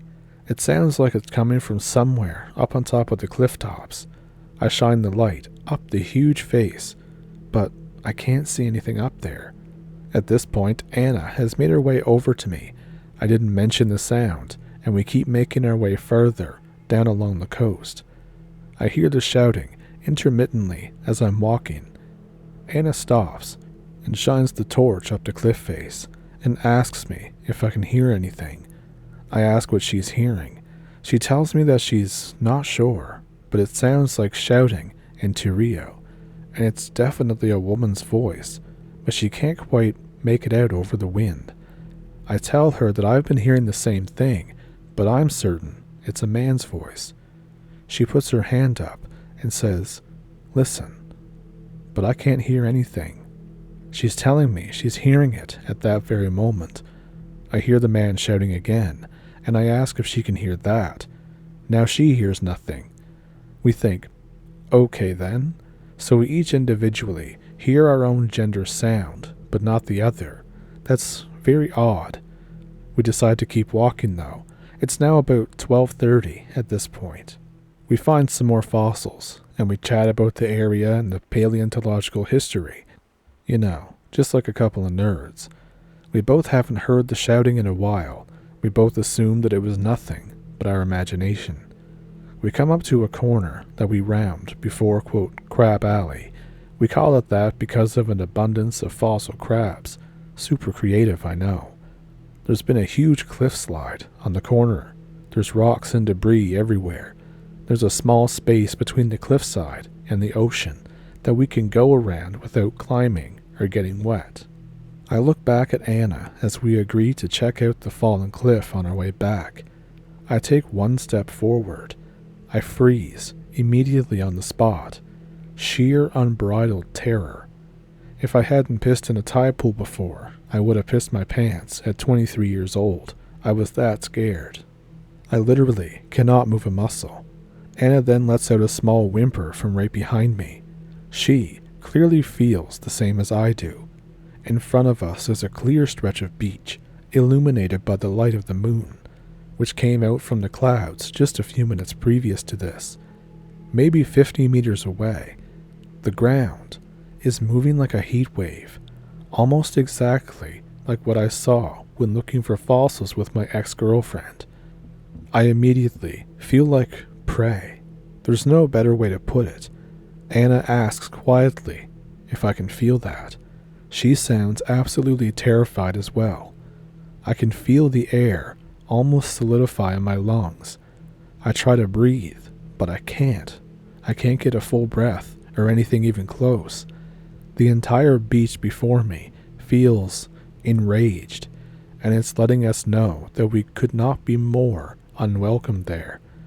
I feel with 110% certainty that one more step would mean death. Slowly, I back away. I begin to tremble. I feel genuinely traumatized. This presence follows us. We can feel it millimeters off of our backs. We calmly, but hurriedly, begin to walk back to the truck. We're both just dead silent. Eyes are locked forwards. Our flashlights are off. We're walking side by side. It strangely begins to feel as if I'm the passenger in my own body. I get to the slope which leads off the beach and back to the car. I can feel the presence stay on the sand. I hurriedly climb the slope and just GTFO. I look back only once. The entirety of the beach is moving with that same heat wave effect. I actually begin to cry. We get to the car. She floors it and we speed off. Anna is completely shut off. She doesn't say a word until we're about halfway home. She then starts crying uncontrollably, asking, "What was that?" repeatedly. We pull over at a McDonald's and get some food to calm ourselves down. And then we begin to talk about the event. As we talked, we were sure that we had accidentally stumbled onto Maori sacred land somehow, as we both got the very clear feeling that we were trespassing or disrespecting whatever was there. We thought back to the voices that we were hearing earlier from the cliff tops, and both thought that they were some sort of warning, possibly to go no further, which we had unknowingly ignored. It just kind of made sense at the time, and it still does. We were warned to stay away, and upon crossing a certain line, we were met with what I can only call spiritual violence. It was absolutely the scariest experience of my life, and I've been through a lot. I end up asking a couple local fossil hunters about the area, and a friend found greenstone tools and artifacts on that same beach. The Maori people have a cultural and spiritual connection to greenstone, and they used it for tools and ceremonial items. Now, the dumbass took those artifacts home too. After some more time passed, I ended up talking to the owner of the farm, and the spot where we felt unrest was apparently a Maori eating ground where they cooked together as a tribe in the 15 to 1600s. So this next story also happened in 2021. It was about 4 months before my beach experience. It was also on Maori land. I decided to follow a tip and head to a new location in search of Cretaceous marine reptile fossils. The place that I went to is called Waipara River. It's in North Canterbury. The place has been a significant location for the local iwi tribes for centuries, but I didn't find out until later on that day. I get to the location about 12 noon. I park the ute and I walk down the gravel path to the river. There's no path that runs parallel, so I have to wade through about waist deep through the river itself to head upstream. Things are going well so far. This area is beautiful, and there's not another person around for miles. I round the corner and see a high gravel hillside running down the riverbank. I notice something white, contrasting against the gray-brown gravel face. I walk to the riverbank, and I began to scale up the hill. I get to what I'm looking at, and I realize it's a fragment of a moa bone. Moa were gigantic flightless birds, native only to New Zealand. The bones aren't extremely rare, but it was my first time finding material from them. I have a look around, and I look a little further up the bank. I can see a much larger piece. It's an entire moa femur. I got extremely excited. This was an unprecedented find for me, and it will make an awesome addition to my fossil collection. I carefully wrap them and apply plaster sheets from my backpack. These are hollow and notoriously fragile. This was a subfossil, where the mineralization process wasn't entirely complete, meaning that the bone is extremely fragile. I have a cup of tea while the plaster is sitting. I'm still a British man at heart. Everything is ready to go. I bubble wrap it and pack it into my backpack to continue upstream. I see a fantail, a small native bird from across the bank, fly over to me. It starts cheeping excitedly and flying in a circular pattern around me. I think, that's weird. Usually these birds are pretty timid, but this one may just not be used to humans. The further I get upstream, the more fantails join him. There's honestly between 12 and 15 at this point. It's hard to count as they're all in constant motion. And then I get the feeling that I'm being watched, and I realize that it's been there for a while now. It's just now at the forefront. I keep catching movement from the tree line on either side of me from time to time. It's just shadows and things like that moving through the trees that definitely are not from the trees. The story takes place about a month after the event with my ex-girlfriend and is only a few kilometers from that location. So I'm already tipped off that something isn't right. I realized it far too late. I feel a hand gently placed onto my right shoulder, and it felt like the strong presence of a woman behind me. Then I lose all control over my body, like somebody else is piloting me upstream. The rest of this story is a complete haze and pieced together from fragmented memories. I'll try my best to get it out though. I get random visions as I'm walking. I can feel myself walking as the water gets deeper, but I'm extremely calm. The same feeling of intense sadness is back. There's definitely visions of dark, shadowy creatures, definitely men, stalking me through the forest, but they're unable to step out into the daylight. There's a vision of a Maori woman, maybe in her mid-20s, behind me, with a hand on my shoulder. It's hard to explain, but she is aware of the men in the forest, but is confident that they'll stay away. I feel almost connected to her emotionally, and then it's almost like that I can hear the song of the forest. I can't put it into words. It almost feels like an energy that my body interprets as sound, but I can understand it. It's very emotional, and it has impact to it, but no words. I get flashes of what I can only say is the past, with tribal Maori people gathering around the riverbank, going about their lives. It's too much to handle, and I lose consciousness.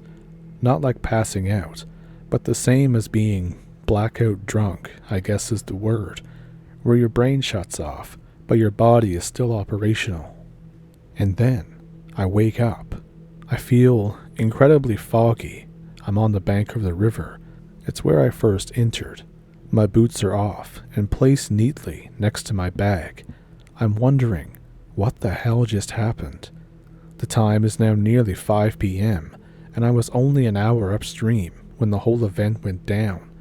I remember checking my watch frequently as I was trying to measure the time taken to reach the Cretaceous spot. I slowly get up. I don't feel afraid, just weird. I remember the event, but I'm surprisingly calm about it. I pack up and drive the way home. I stop at a small winery on the way home for a coffee. The woman running the place asks if I've been at the river. I say, yeah, why? She asks me what happened. She says that I seem very distant and off. I tell her that something strange happened, but I don't elaborate because it sounds insane.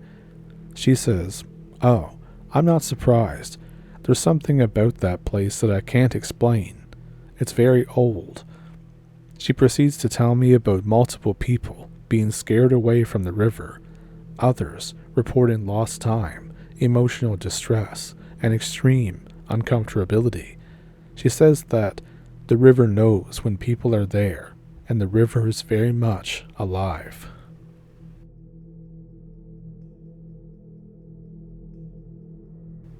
And this story was sent in by Adam. So Adam, I hope I can do your story justice. Hi Tim, my name is Adam. I've camped alone for most of my adult life. I grew up in the Pacific Northwest. Forests are basically my second home, and they were always the kind of place where silence feels more like a blanket and less of a warning.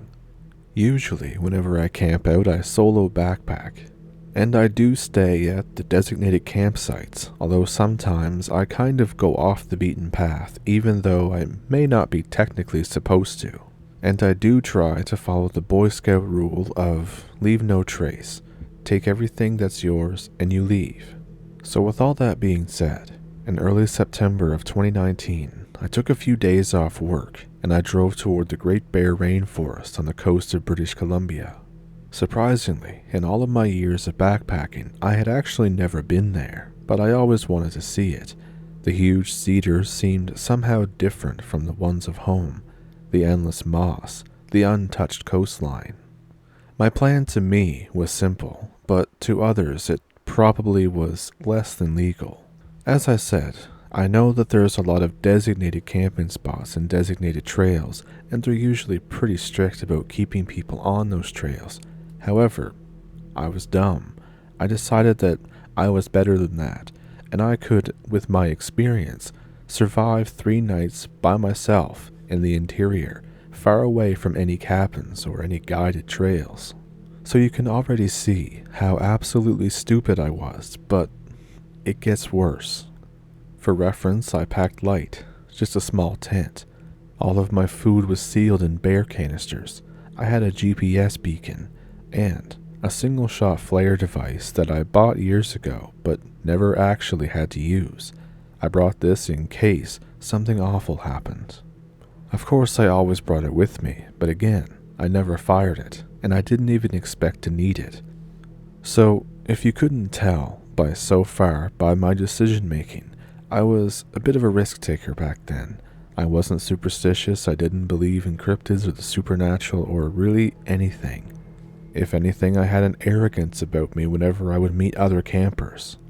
In short, I was a dick. But whenever I would hear a noise in the woods, I would generally assume it's a small animal or a deer until proven otherwise. But now, what I heard on that second night, it wasn't a deer, and I don't think it was any animal that I've ever seen or know about. The first day was absolutely beautiful. Late summer light filtered through the canopy in these long gold columns.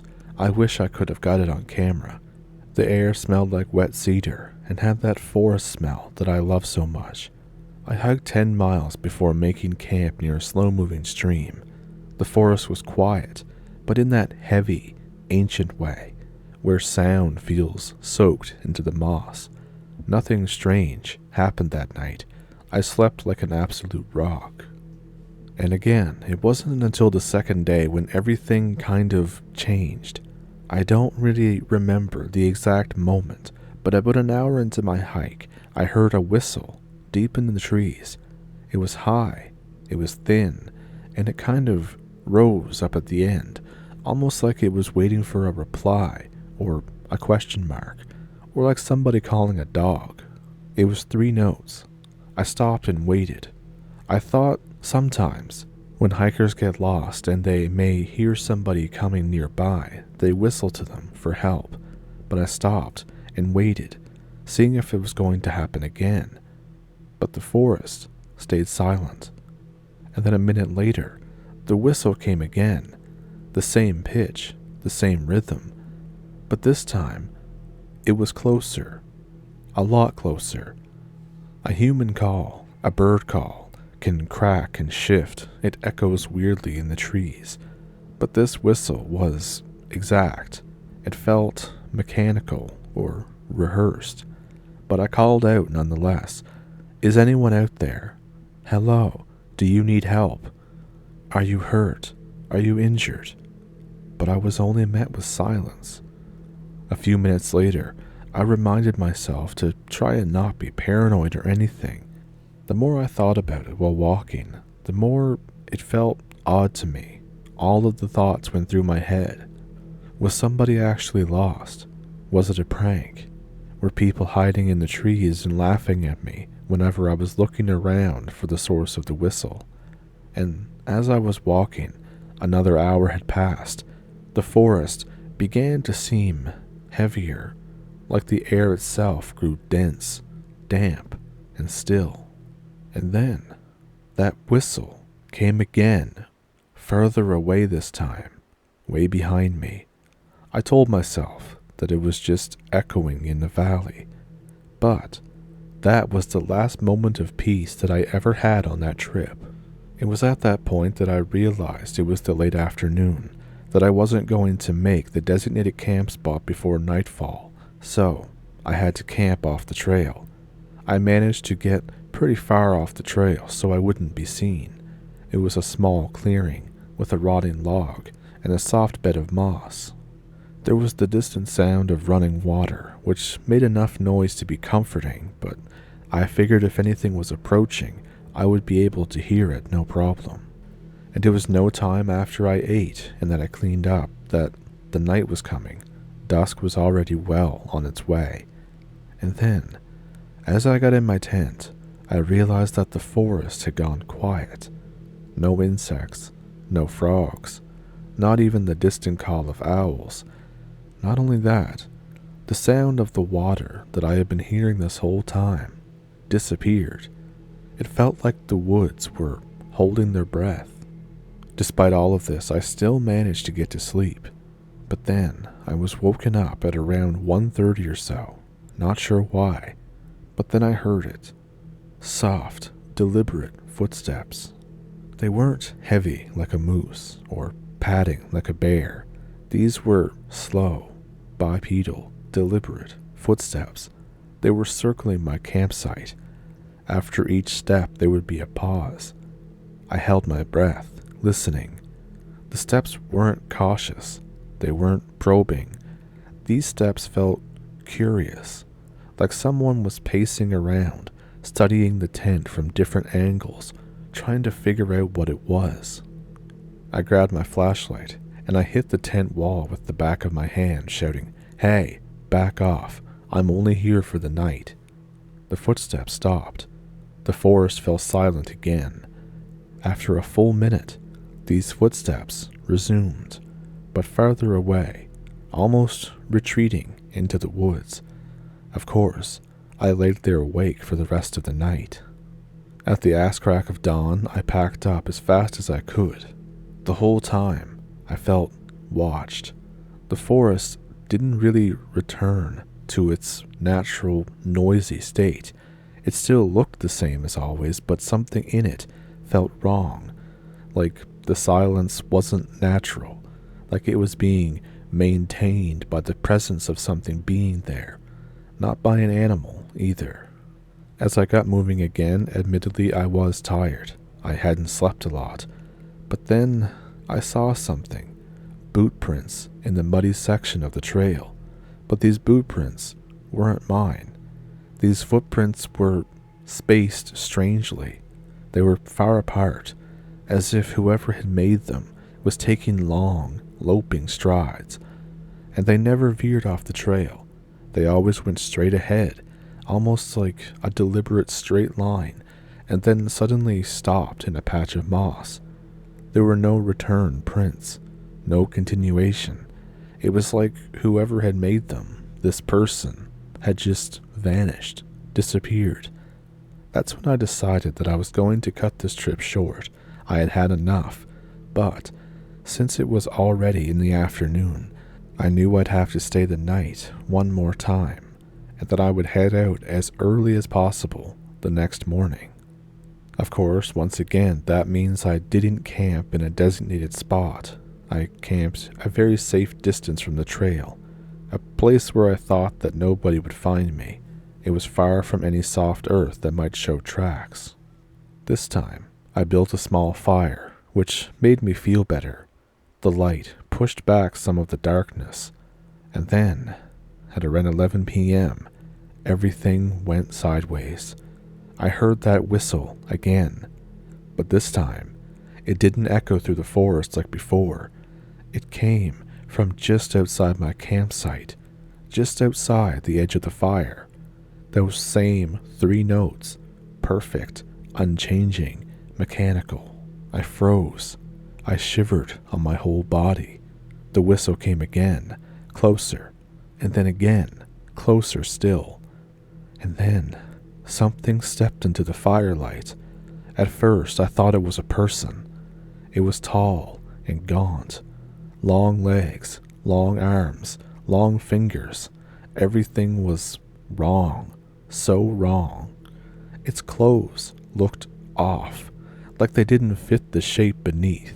It almost looked like that someone had stolen clothes from other campers in the night and put them on all wrong, like they didn't know how to dress.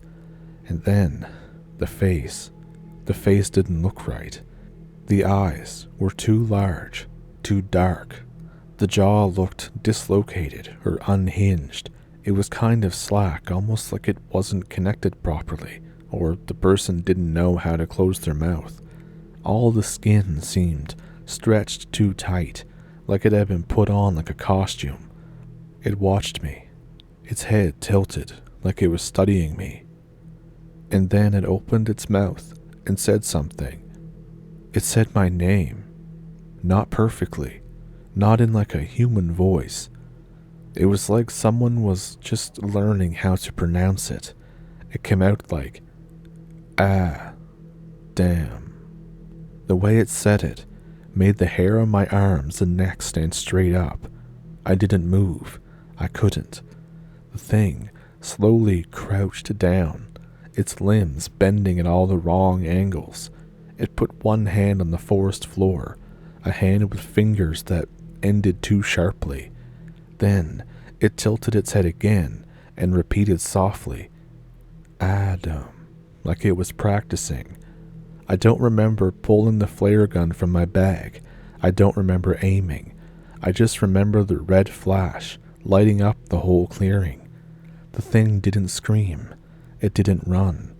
It took one large step backward into the darkness and disappeared.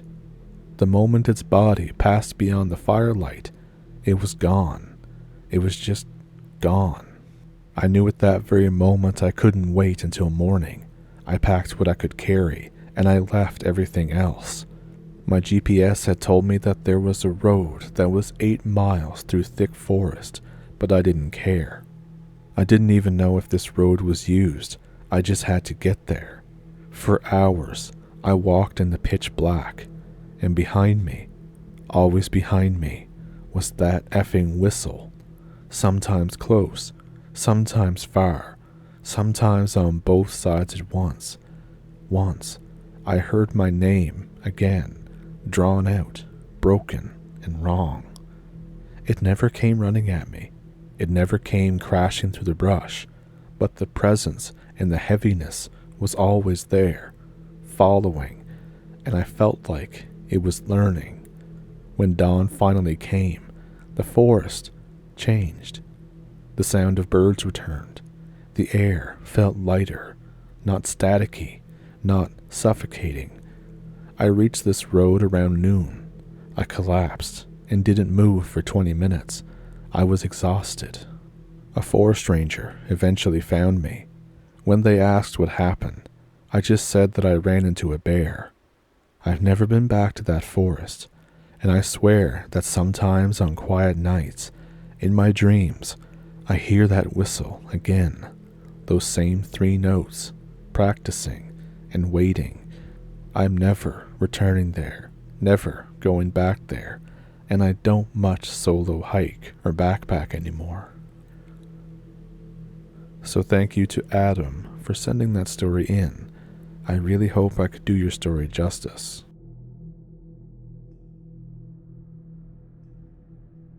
In summer of 1999, a bunch of friends and I decided that we should all go on a camping trip for a weekend on the west coast of Ireland. I can't now remember who suggested it or why, but it seemed like a great idea. Earlier in the summer, I had gone on a camping holiday with a different group of friends to France, and it was thoroughly enjoyable. As the selected weekend in early August drew closer, excuses, of course, began to come in from most of the group, with the result being that only 4 of us actually met up one Friday evening to drive down from the greater Belfast area. There were 3 girls and myself, all of whom I knew pretty well, so it didn't seem that weird, who I'll call Anne, Becca, and Claire for the purposes of this. I was close friends with Becca and Claire's younger brothers, who were the same age as me, and we did a lot of activities together as a group. Although I hadn't spent as much time with Anne before, who was a bit older again, maybe 25, we were on friendly enough terms. The plan, such as it was, consisted of driving down to Limerick that Friday evening and staying overnight with a university friend of Anne's. Then we would drive up towards Galway on Sunday morning, find somewhere to pitch our tents, and stay there for 2 nights before coming home on Monday afternoon. That way it would be in time for me to work my shift at 5 p.m. So we probably left not long after 7 p.m., working on the assumption that it would take us about 5 hours in total to travel down to Dublin and then trek across the Irish Midlands to arrive at Anne's friend's place just outside Limerick around midnight. Although there was only the 4 of us, plus our camping gear, we opted to take 2 cars down, my car and Becca's. In hindsight, I think that the group was a bit hesitant about my car, which was very old. Becca drove a nearly new Nissan, and Claire accompanied her, while Anne traveled with me. The drive down was fairly uneventful, along mostly rural roads. This was long before the current motorways and bypasses had been built between Belfast and Dublin, so we passed through towns and villages like Castle Bellingham and Drogheda as the sun went over the Wicklow hills. We arrived at the friend's house well after midnight, as I recall, and bunked down for the night in our sleeping bags on the living room floor. The next morning, we drove northwest onto Coast Road, on through the desolate landscape of Barrens. The weather was nondescript, overcast, slightly misty, not very warm. We stopped for a while at Cliffs of Moher and took some photos before continuing on to Galway City.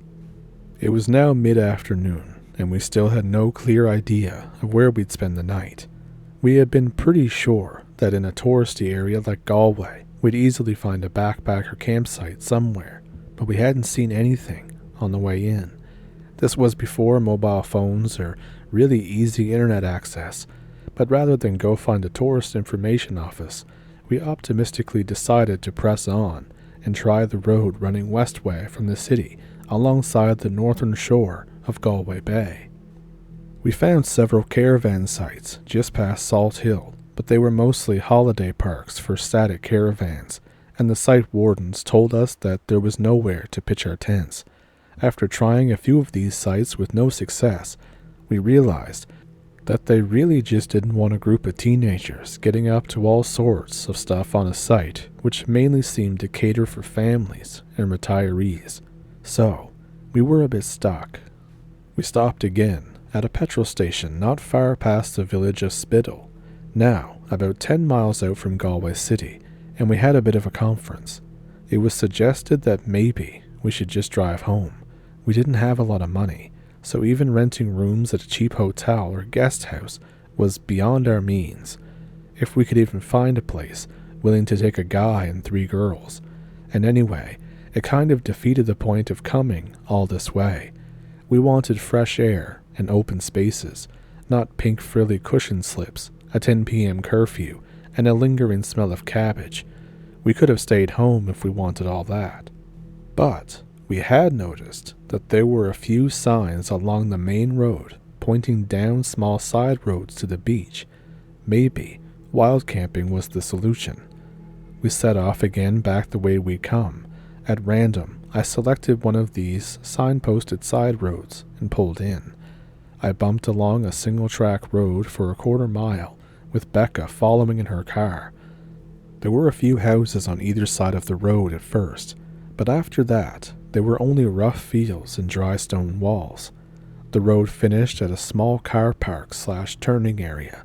This was surrounded by partially grass-covered sand dunes, and with a pathway running down to the beach beyond.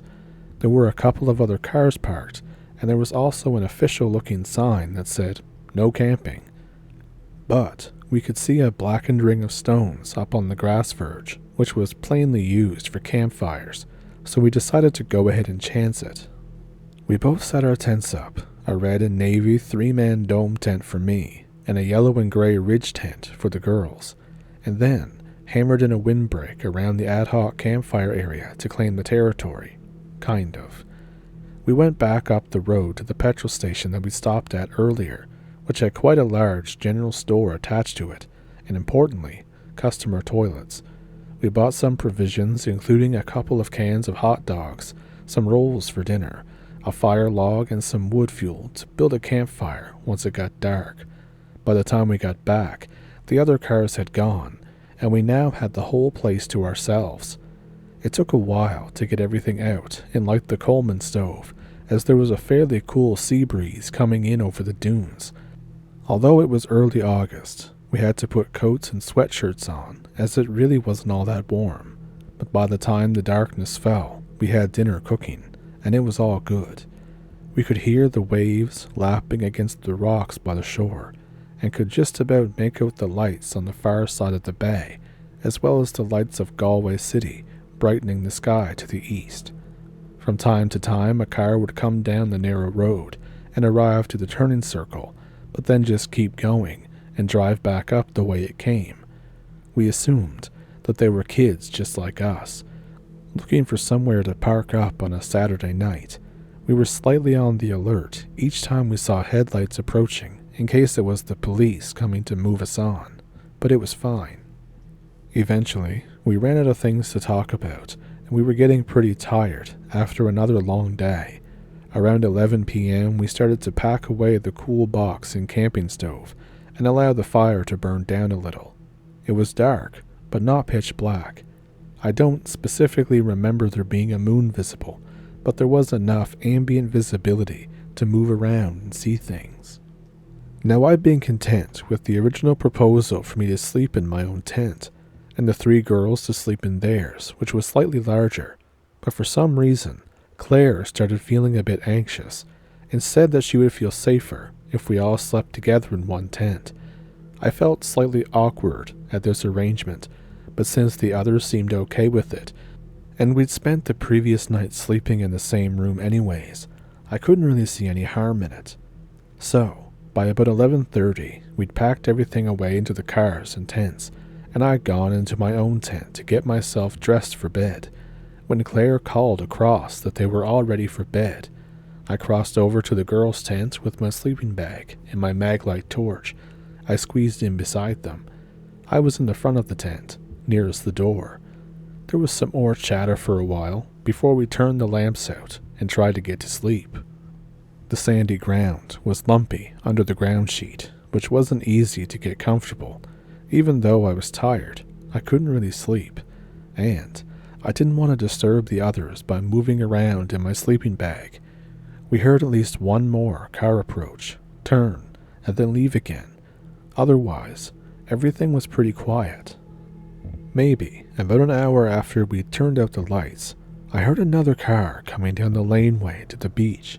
This time, though, we heard it drive past the tents and stop, and then the engine shut off. Again, this didn't bother me unduly, but the others had also woken to the sound. We lay there for a while, waiting for it to leave, but it didn't. Claire was becoming increasingly worried at this point, whispering that the car was really bothering her. So I offered to go check it out, just to put her mind at ease. I climbed out of my sleeping bag and slowly unzipped the door a little, and I wriggled out through the gap, bringing my torch with me, but keeping it switched off. Once I was through the door in the tent's outer porch, I couldn't quite see the car that had just arrived, as my own car was parked in the way. I crawled on my hands and knees over to my car and peered around the front wing. About 30 feet away, I could see a white Volkswagen Golf parked up. Its nose was facing one of the dunes, with the beach and sea beyond. From my position, I was looking straight on the passenger side. I could make out the shadow of the car's driver in the cabin, but they seemed to be alone in the car. Well, nothing much to cause concern then. Just some guy in a car who would probably come down to sit by the beach. Around this time, I often might have gone out in the evening by myself to drive around aimlessly for a few hours. often ending up by the sea myself, just listening to music, just getting lost in my own thoughts. So I thought I could relate, although I couldn't hear any music coming from this car. I crouched there beside my car's front wing for another minute or so, waiting to see if the Volkswagen was going to stay put or drive off. I just decided that the driver was going to be staying for a while, so I should go back to the tent and tell the others that everything was fine, when there was a sudden pulse of blue light from the Volkswagen's cabin. I could see a pinpoint of light in the back of the car, just behind the car's driver's seat. It was small, like an LED, but gave out quite a lot of light, and it appeared to be moving, slowly, toward the very back of the car, like it was drifting around the perimeter of the car's interior, in a clockwise motion. As the light swept slowly over to the side nearest to me, it cut in and out of my sight as it dipped below the line of the car's windows, and then it rose up again, like it was on a slightly erratic trajectory. I had never seen anything like this. It wasn't like some sort of fancy light-up car accessory, or like an LED rope light. It truly appeared to be a self-propelled light source, moving slowly like a bright blue firefly around the inside of the Volkswagen, and I was pretty sure that it wasn't a firefly or any other insect trapped in the car. I am familiar with fireflies, but this was far, far brighter, an intense, synthetic blue, enough to light up the car's interior. I've never seen a firefly in Ireland either. I stayed hidden behind the wing of my car, watching this light, trying to work it out. There was no sound, just the light. It continued to move round toward the front seat area, briefly hidden by the door pillar as it went. As it continued its circuit and began to move along the space between the dashboard and the base of the front windscreen, it lit up the driver for the first time. And that was when my heart leapt into my mouth, because the face of the driver wasn't human, not even slightly. It's still hard to describe, all these years later. There was a sense of hollowness, like what I was looking at was a shell, nothing more. The face appeared to be looking straight ahead, toward the sand dune and out across the water.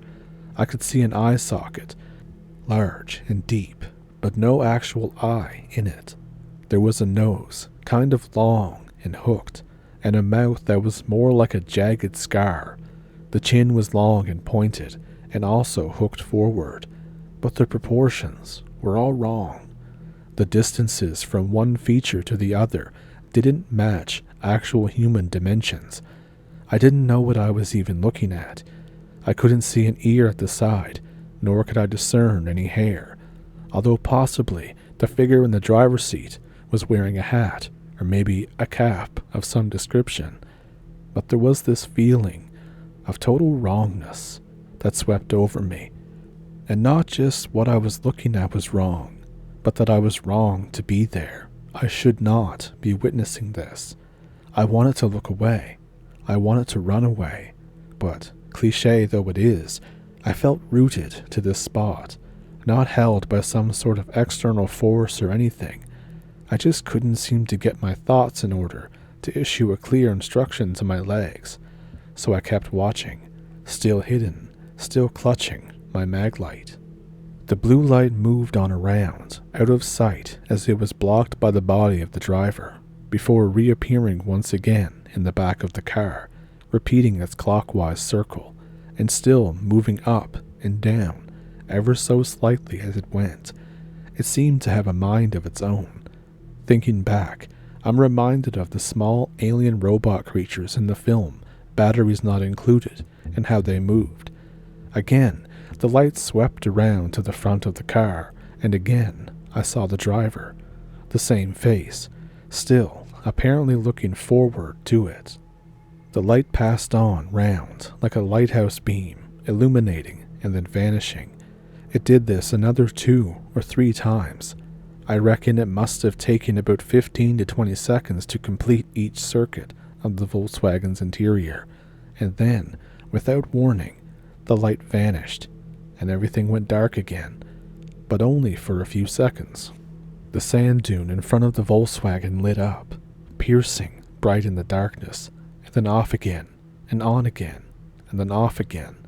It took a split second to work out what was happening, but I twigged that the driver was flashing the car's main beams, probably by pulling back on the steering column stalk. Flash, flash, flash, flash, flash. Maybe half a second on, then off, then on again. Sometimes the light was held on for a little longer, a bit like how Morse code is structured. And then, to my abject horror, the sky started to flash, seemingly by way of response. And I don't mean the whole sky lit up, as like when there's a lightning storm, but there were lights in the sky, and they looked like stars, small pinpricks of light against the blackness. Maybe they'd been there all along, and I just thought they were stars, even though, as I said, it had been overcast for much of the day. But after the Volkswagen had flashed its headlights, these stars, these multiple points of light, stretching right out over the bay, blinked off and on again. And then the car flashes its lights again in a similar pattern to before. I don't know if it was the same sequence, but there was on and off again sometimes. The beam was held on for longer, sometimes it was darker for a little longer, and then the lights in the sky responded, or so it seemed. Again, this is more difficult to explain than it was to see. There was nothing of substance visible in the sky, nothing solid, nothing with a shape, but it was like a net of lights, seemingly physically unconnected, but which blinked on and off simultaneously, and which seemed to be communicating with the Volkswagen parked a bare 10 paces away from me. The lights were out over the bay, they weren't over the land, and they weren't directly over my head. I had a sense that they were up high, though, and that they were part of something massive, that they went on for miles, largely invisible, but massive. I didn't know what, and I didn't have any frame of reference for this. The exchange between the car and the sky, such as it was, went on for about 2 or 3 minutes. It's hard to recall. These messages weren't lengthy, so don't get confused that it was actually Morse code, which I don't know, by the way.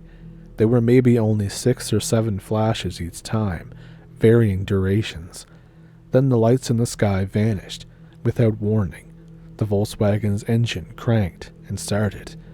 I pulled away and sat with my back to the car, facing the other way, as I heard the Volkswagen back away from the dune, pause, and then wheel out to make its way back up the laneway to the main road. I heard it accelerate and drive off into the night. The engine noise soon lost to the wind. I sat there for a few moments, trying to frantically process what I had just witnessed, before crawling back over to the tent, clambering back inside, and zipping up the door behind me. Inside, there was palpable tension. Claire had been very, very concerned that something bad was happening to me, and had, according to Becca, been praying the whole time that I had been outside. I couldn't find the words to even begin to explain what had just occurred, yet I also didn't feel like that we were in any specific danger. My overriding feeling about the whole thing was that I had just witnessed something that I absolutely should not have seen, but also that the participants had been somehow aware of my presence and had pressed on regardless, because who was I and what could I do about it? So I just swallowed and said I was fine, and that there had been a fella in his own car, but he was away now. What else could I tell them? I didn't sleep at all that night. I just lay there, staring at the polyester ceiling on the tent, trying to make sense of what I had seen. Of course, I couldn't. It didn't make any sense. Was it some joker in a mask? Unlikely. There'd been no effort to approach us, and no bunch of mates to impress. How would that explain the lights in the sky? Did the flashing of the car headlights interrupt my eye's perception of the light and make me think that the stars were flashing on and off? No, because the patterns were noticeably different. After the car had driven off, There were no stars visible in the sky. Round and round my thoughts swirled. It was a long night, and even after dawn started to filter in through the walls, I still just lay there. The others began to stir about 8 a.m. or so, and I felt absolutely destroyed. We'd bought eggs and bacon from the shop the night before and kept them wrapped in the cooler box, but I didn't much feel like anything beyond coffee. I decided that I couldn't mention it to them, so I never did. They still don't know. We're no longer in touch anyway. Life took us to different parts of the world, and some are still there, to the best of my knowledge. I tried to write all this down several times in the past, but each time, something stopped me from doing so, like physically prevented me. The digital text or the physical copy would go missing, and I developed a sort of phobia of telling this tale, like it was the account that must be kept secret, that there was someone monitoring me to make sure that I didn't tell this, that it didn't get out. Ridiculous, I know. You may believe me in all this, or you may not, but this isn't a leg pull or some effort at a short story. This is what I remember happening to me, and there's not been many days since where it doesn't fit into my mind, however briefly. I had a few strange things happen to me in my time, but this is one that still really flummoxes me, and still brings out a chill to dwell on at any length. There are so many elements to it, and I still don't quite know what occurred or what I saw.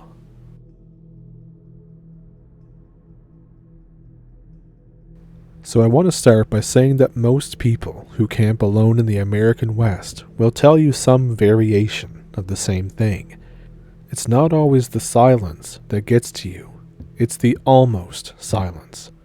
When everything's fine and the wind suddenly stops. The bird that was chirping away suddenly doesn't call back. The moment that the forest seems to hold its breath, for lack of a better word. That's usually when something is now around that shouldn't be. Something is watching you. So to introduce myself, my name is Caleb, and I had heard the story that Adam had sent in, and something about it really got to me, because something similar happened to me. In fact, there are quite a few parallels that you'll see in a minute. Instead of the Great Bear National Forest, this happened at Manti La Salle National Forest. At the time, I didn't believe in spirits, let alone skinwalkers, or anything supernatural, nothing paranormal, and just nothing, really. I always get the year wrong, but it happened in late October. I was 29 at the time. I just wanted to go on a simple solo camping trip just before the winter hit the mountains. I spent the last more than a few years working a brutal schedule. I was working at a fab shop in Provo. And if you've never worked at a fab shop, picture long hours, loud tools, no time to myself, and you can't even hear yourself think. Camping was supposed to be my way to hit the reset button for a little while, so I drove out to Manti La Salle Forest through a series of long and dusty roads, as you can imagine. I planned to just find a place that was kind of well off the trail. I just wanted quiet, solitude. I wanted for the first time in so long to be able to hear my own thoughts. I chose a site that was near a narrow ravine. It was about 15 miles from any established campground, or one that I knew about anyways. The area was very beautiful, a little bit unsettling, but still beautiful. There were steep canyon walls, thick sections of scrub oak, tall ponderosa pines that bent in the wind. The sun, I noticed, rarely reached the bottom of the draw. It felt colder than anywhere else that I had been that week. But I liked it. Remember, I wanted to be alone. I wanted solitude. And that's what this was. Hidden, remote, and just perfect for my little trip. So of course, I got done setting up camp just before sunset. My tent was facing the trees. I had a small fire pit, a portable lantern, and a portable stove that I ended up not even unpacking. I had the lantern hooked onto a low branch, just for the vibes. As darkness settled in, I did notice something odd. It seemed at some point that I hadn't noticed. The forest went quiet. Now that's not the problem. The problem was that it wasn't that regular forest silence. It was that weird one, that unnatural stillness that kind of weighs heavy on your chest and back, like everything in this little ravine had its ears perked and was listening for something. I continued on. Later on that night, I was sitting by the fire. I was eating a freeze-dried meal when I heard something, and this will sound familiar if you heard Adam's story. I heard a whistle. This one was soft and long, almost curious. It came from the tree line, way out behind me, a high, tremulous note, rising and then falling. If I had to guess, it sounded like somebody trying to mimic a bird call, but not quite getting it right, like somebody practicing. I looked up. I sat there in silence for maybe a few minutes. I was thinking, oh, maybe there is a campsite that's just through the woods that I just didn't know about. So I call out, hello, thinking that it was another camper, and of course not wanting to be that weird guy who hangs out at the edge of a campsite off in the woods by himself, even though that's exactly who I was, and that's exactly what I wanted. But after I called out, nothing happened. There was no response, no other whistle, just more silence. I go back to my fire, and this time, the whistle came again, but closer. It sounded a little different, and to be honest, for me it was a little too close for comfort. My first instinct was to put out the fire with a bunch of dirt. I got out my flashlight. I shone it through the darkness, and it was weird. The flashlight didn't seem to reach as far as it normally does. It only reached a few feet of trees, and then beyond that, everything was back to being pitch black. I listened more. I was only met with silence. Nothing moved. No animals. No nothing. My thought process changed a bit. Instead of it being another camper, I thought that it could just be an animal. Animals make weird noises, weird sounds, all the time. I was thinking maybe it was an elk calf or something going up the slope. It really could have been anything. I used to have a cat that barked, so anything's possible. I took a breath. I calmed myself down. I was a little uneasy, but not scared. Like I said, animals are weird, so I go back to my fire. I put some wood on the fire, I finished my eating, and then I decide to go to bed. I climbed into my tent, and then I dozed off, and then was woken up by something in the middle of the night. At first it sounded like movement, but then I heard that same godforsaken whistle again. This time it came from down by my truck. This was parked 30 yards away from the tent. This one was different than the last. It was still long and drawn out, but this one was almost playful in a way. I half froze into my sleeping bag. I'm thinking, this isn't an animal, and if it's out at this time of night, I have a feeling it may not be friendly. I sat there, half in my sleeping bag, waiting for I don't even know how long. This time, I was scared. Too scared to look at my phone, too scared to get my flashlight. But then I heard something new, a new sound, faint crunching that was just outside my tent. It sounded like footsteps, but they were slow. They were deliberate. They were pacing around the perimeter of the tent, like something was inspecting it, trying to figure out what it was. I held my breath. Whatever it was, I could tell by the sounds that it walked upright. Of course, a bear doesn't move like that. A deer doesn't sound like that. Again, this was bipedal. The footsteps paused right where my head would be. Then, I heard something that gave me shivers up my spine and still does even just thinking about it. Breathing. Slow, deep breaths. Like somebody was pressing their face right up to the tent fabric and just inhaling the smell. My heart was in my throat. It was beating so loud that I honestly thought that it might give me away. Then, the breathing stopped.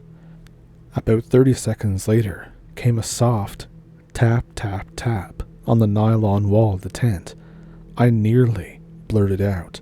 I nearly swore at it. And then, from the same spot, a voice, a deep voice. It was just a whisper, but it said, "Cold out here." I felt my eyes grow wide. I felt my blood turn cold. There was nobody else for miles. I had passed no other vehicles on the way here. I had not seen a hiker or a person. No one even knew where I was. Not friends, not family. I couldn't move, and I couldn't think. The footsteps then moved again. They circled the tent. I grabbed my hunting knife. It was the only thing that I brought with me. From the other side of the tent was another whisper. It was hard to make out, but I'm sure that it said, "Let me in."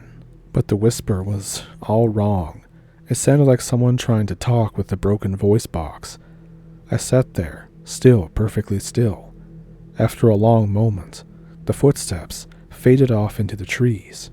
I, of course, did not sleep for the rest of the night and just stayed up until dawn. When dawn finally came, I got out of the tent very cautiously, my knife in my hand. The ground around my camp was covered in disturbances, I guess is the best word, deep impressions in the dirt, but none of them looked right. They didn't look like boot prints, and they didn't look like animal tracks. They were bare feet, but they were long. They were oddly shaped. The toes were spread out too far, if that makes sense. It was like there was too much weight on the front foot, like something used to walk on all fours, but was now walking on two legs. My fire pit was destroyed. The ash was scattered. The logs were moved. All the stones were pushed aside, as if something had been sitting there during the night, just sitting there, watching my tent. And now I sat there. For all morning, I sat there, and I thought, okay, this has to be something. Something has to be going on here. The whistling, the footsteps, it has to be somebody at a nearby campground.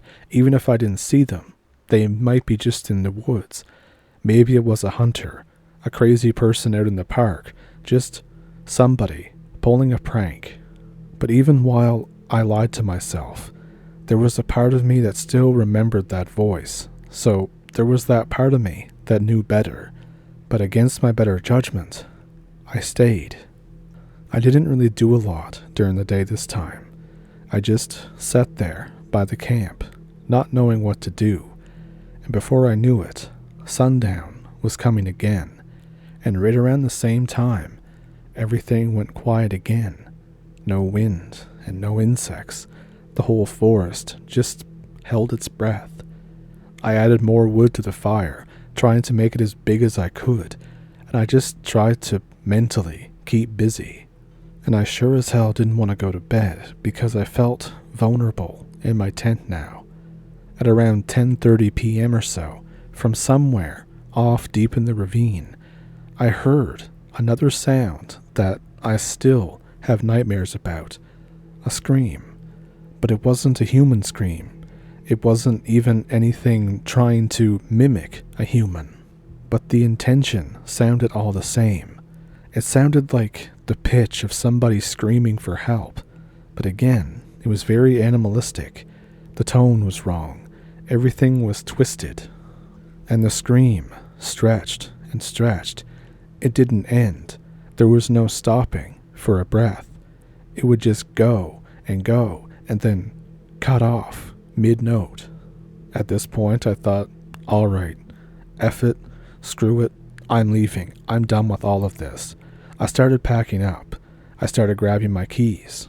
I hadn't taken down the tent yet, but I turned toward my truck, and I froze. There was something standing beside my truck. It was tall. It was bent over too far. It was gaunt-looking. It looked like somebody had forgotten how to stand normally. The arms were hanging too long, like they were dislocated, and the part that made me shake was that the head was bent at such an angle that it was almost on upside down. This thing stared at me silently. The only sound was the crackling of the fire. I started to back away slowly. The creature moved around the truck, almost gliding. Its joints moved all wrong. The elbows bent the wrong way, and then they would correct themselves with a snap. And then it threw its head back and let out another scream. Only this time, it sounded like it was trying to say something, but it was too garbled together. Picture like a voice that was just rusted metal scraping on concrete. I turned and I ran. I sprinted off into the trees, not even sure where the hell I was supposed to go or where I was going. I couldn't fathom running toward that creature. I couldn't fathom running deeper into the ravine either. Both were a death sentence. But fear wasn't letting me think straight. All I could think of was run, run, run. Branches hit my face and scratched me. Rocks slid under my boots. I slipped and I fell multiple times. But behind me, I could hear something crashing through the brush with unnatural speed, faster than any person should ever be able to move. It wasn't running. It seemed to be leaping or bounding. These huge, unnatural leaps, like it was propelling itself with every limb that it had. The problem was, I was running out of breath. I couldn't go much longer. I dove behind a fallen tree, and I laid as still as I could, my breath being ragged. And for a couple of minutes, I thought that this had worked. And then the woods fell silent once again. I covered my mouth to try and quiet my breath, and then I heard something that haunts me. That whistle came again through the darkness. It was very close. I kept my mouth covered. I was trembling. The whistle then came from high above me. I looked up against my better judgment, and perched on a slanted pine branch 10 feet off the ground was that effing thing. It squatted, its head hang down, its arms dangled like a wet rope. It just looked at me, and then began to smile. I was hit with so much adrenaline I thought my heart was going to explode. I ran purely on instinct. I followed this faint slope that I could guess was going upward. I clawed at any root that I could reach. I slipped on wet leaves. I was just waiting for that thing to grab me from behind. Eventually, I busted out onto another trail. This one appeared to be some kind of service road.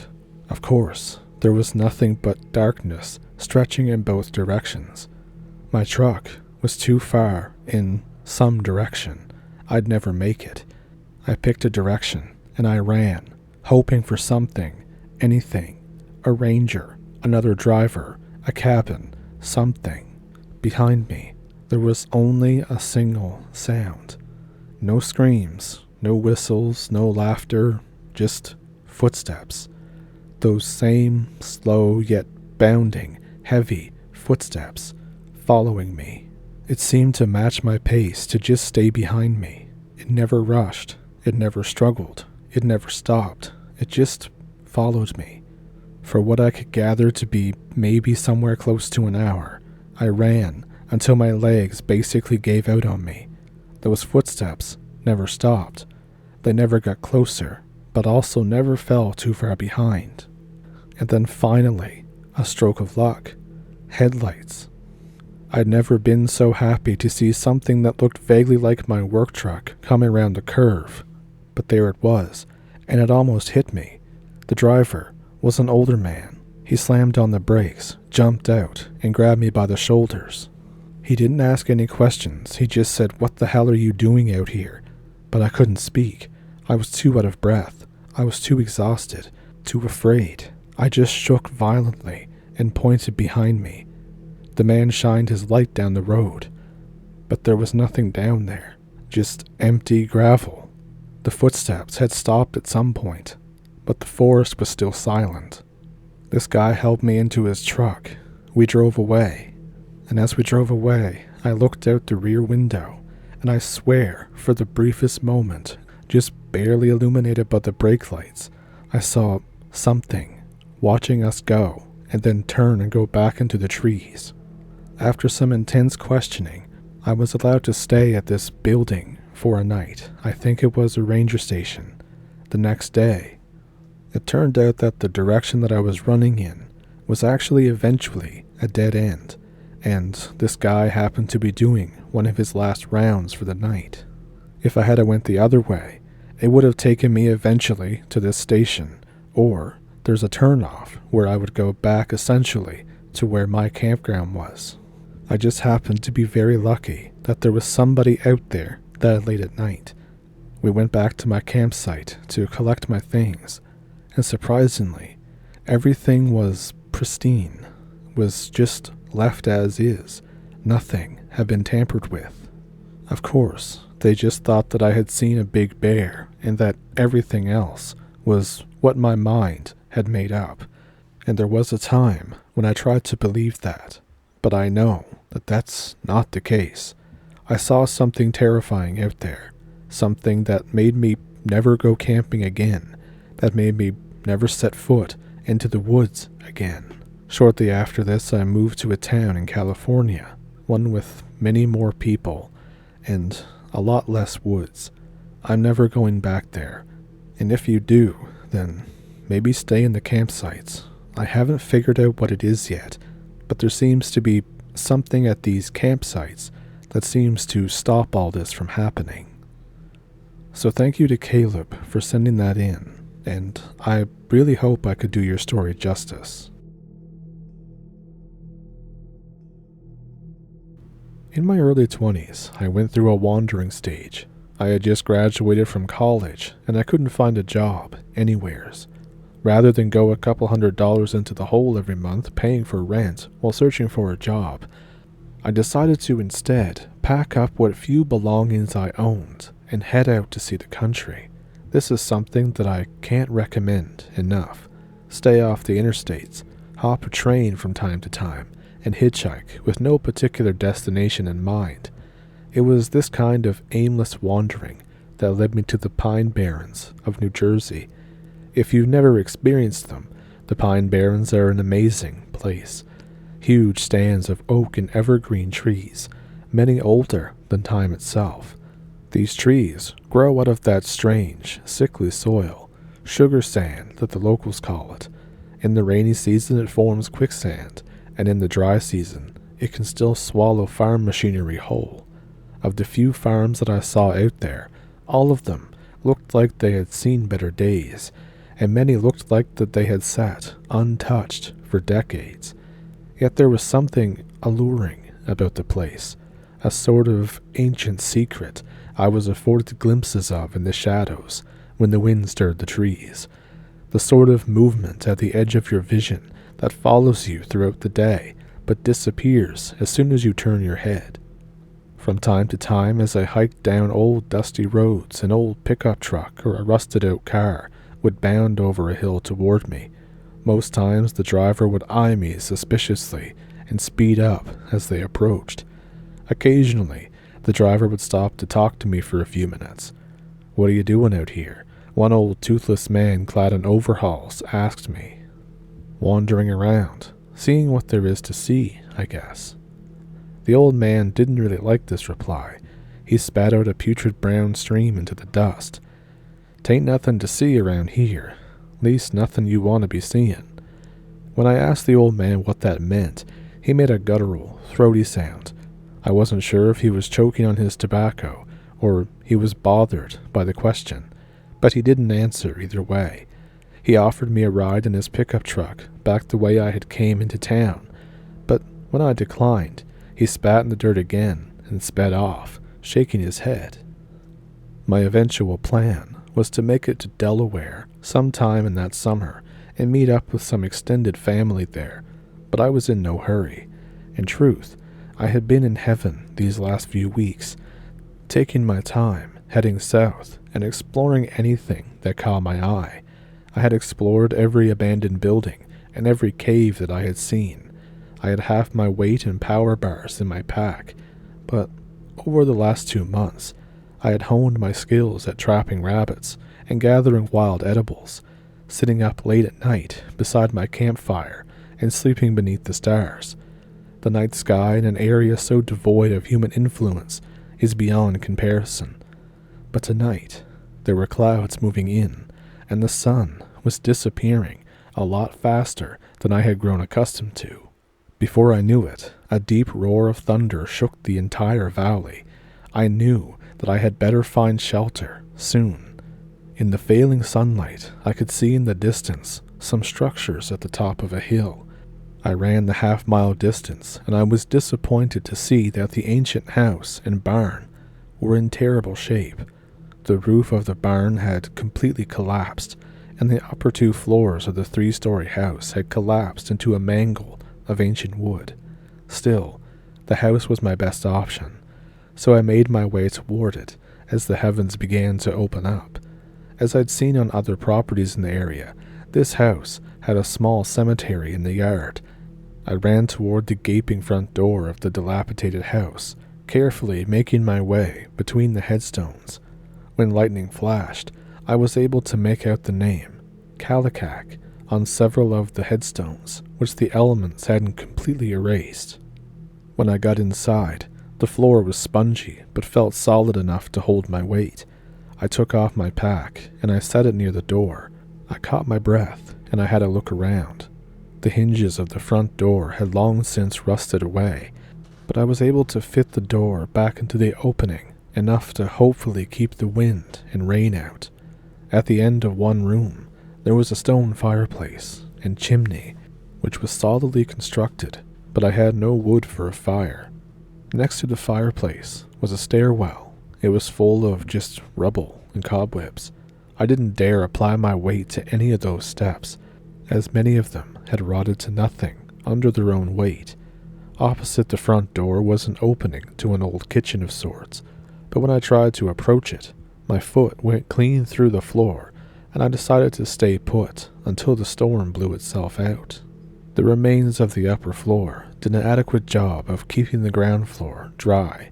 I was able to arrange my sleeping bag so that very little water draining from the upper floors managed to land on it. I got out my harmonica, and I played for a few minutes, then stopped, apprehensive. I didn't exactly know what I was afraid of, but something had suddenly chilled me to my core. Outside, the storm continued to build in intensity. My eyes were focused on that stairwell, seeing nothing in the darkness, and being flash-blinded when lightning struck. I must have fallen asleep at some point, because suddenly I came in with a searing pain in my neck from leaning against the wall for so long. Outside, the storm continued to pour down, thunder and lightning every few minutes. As I sat there rubbing my neck, I began to chuckle at myself for getting wrapped up in the superstition of the area when I heard it. At first, I heard this indiscriminate movement upstairs, in the ruins of the upper 2 floors. I was just about to write it off as rats, when it suddenly stopped. I froze in place, daring only to move my eyes, and even then, just barely. After 30 seconds of paralytic fear, I smiled at myself again, and I was just about to settle into my sleeping bag when I looked over toward the stairs. At the top of the doorway were a pair of glowing red orbs staring at me. Very slowly, they closed down to horizontal slits and then opened up again, wider than before. I can't tell you how long I sat there, staring at it, staring at me. It could have been seconds. It could have been hours. Eventually, my lower-level self-preservation skills began to kick in, and subconsciously, I started reaching for the knife on my belt. Our eyes locked. My hand progressed, inch by inch, toward my only means of defending myself. Neither of us blinked for what felt like hours, while the storm raged on, of course. I prayed for another lightning strike so that I might even catch a glimpse of what exactly I was looking at, but despite the ferocity of the rain, the darkness was absolute. When my hand finally touched the hilt of the knife, it seemed as if everything The very fabric of existence just went to shreds. The creature began bellowing in the most unearthly, mind-numbing shriek that I have ever heard. Knowing I only had one chance, in one fluid motion, I released the snap that held my knife in place, and I released the inside, overhand throw that I had been practicing during years of misspent adolescence. I heard a sickening wet thunk, and the shrieking increased in volume 100-fold. As I smashed the rotten door to pieces, I heard the creature flapping against the wall and screaming.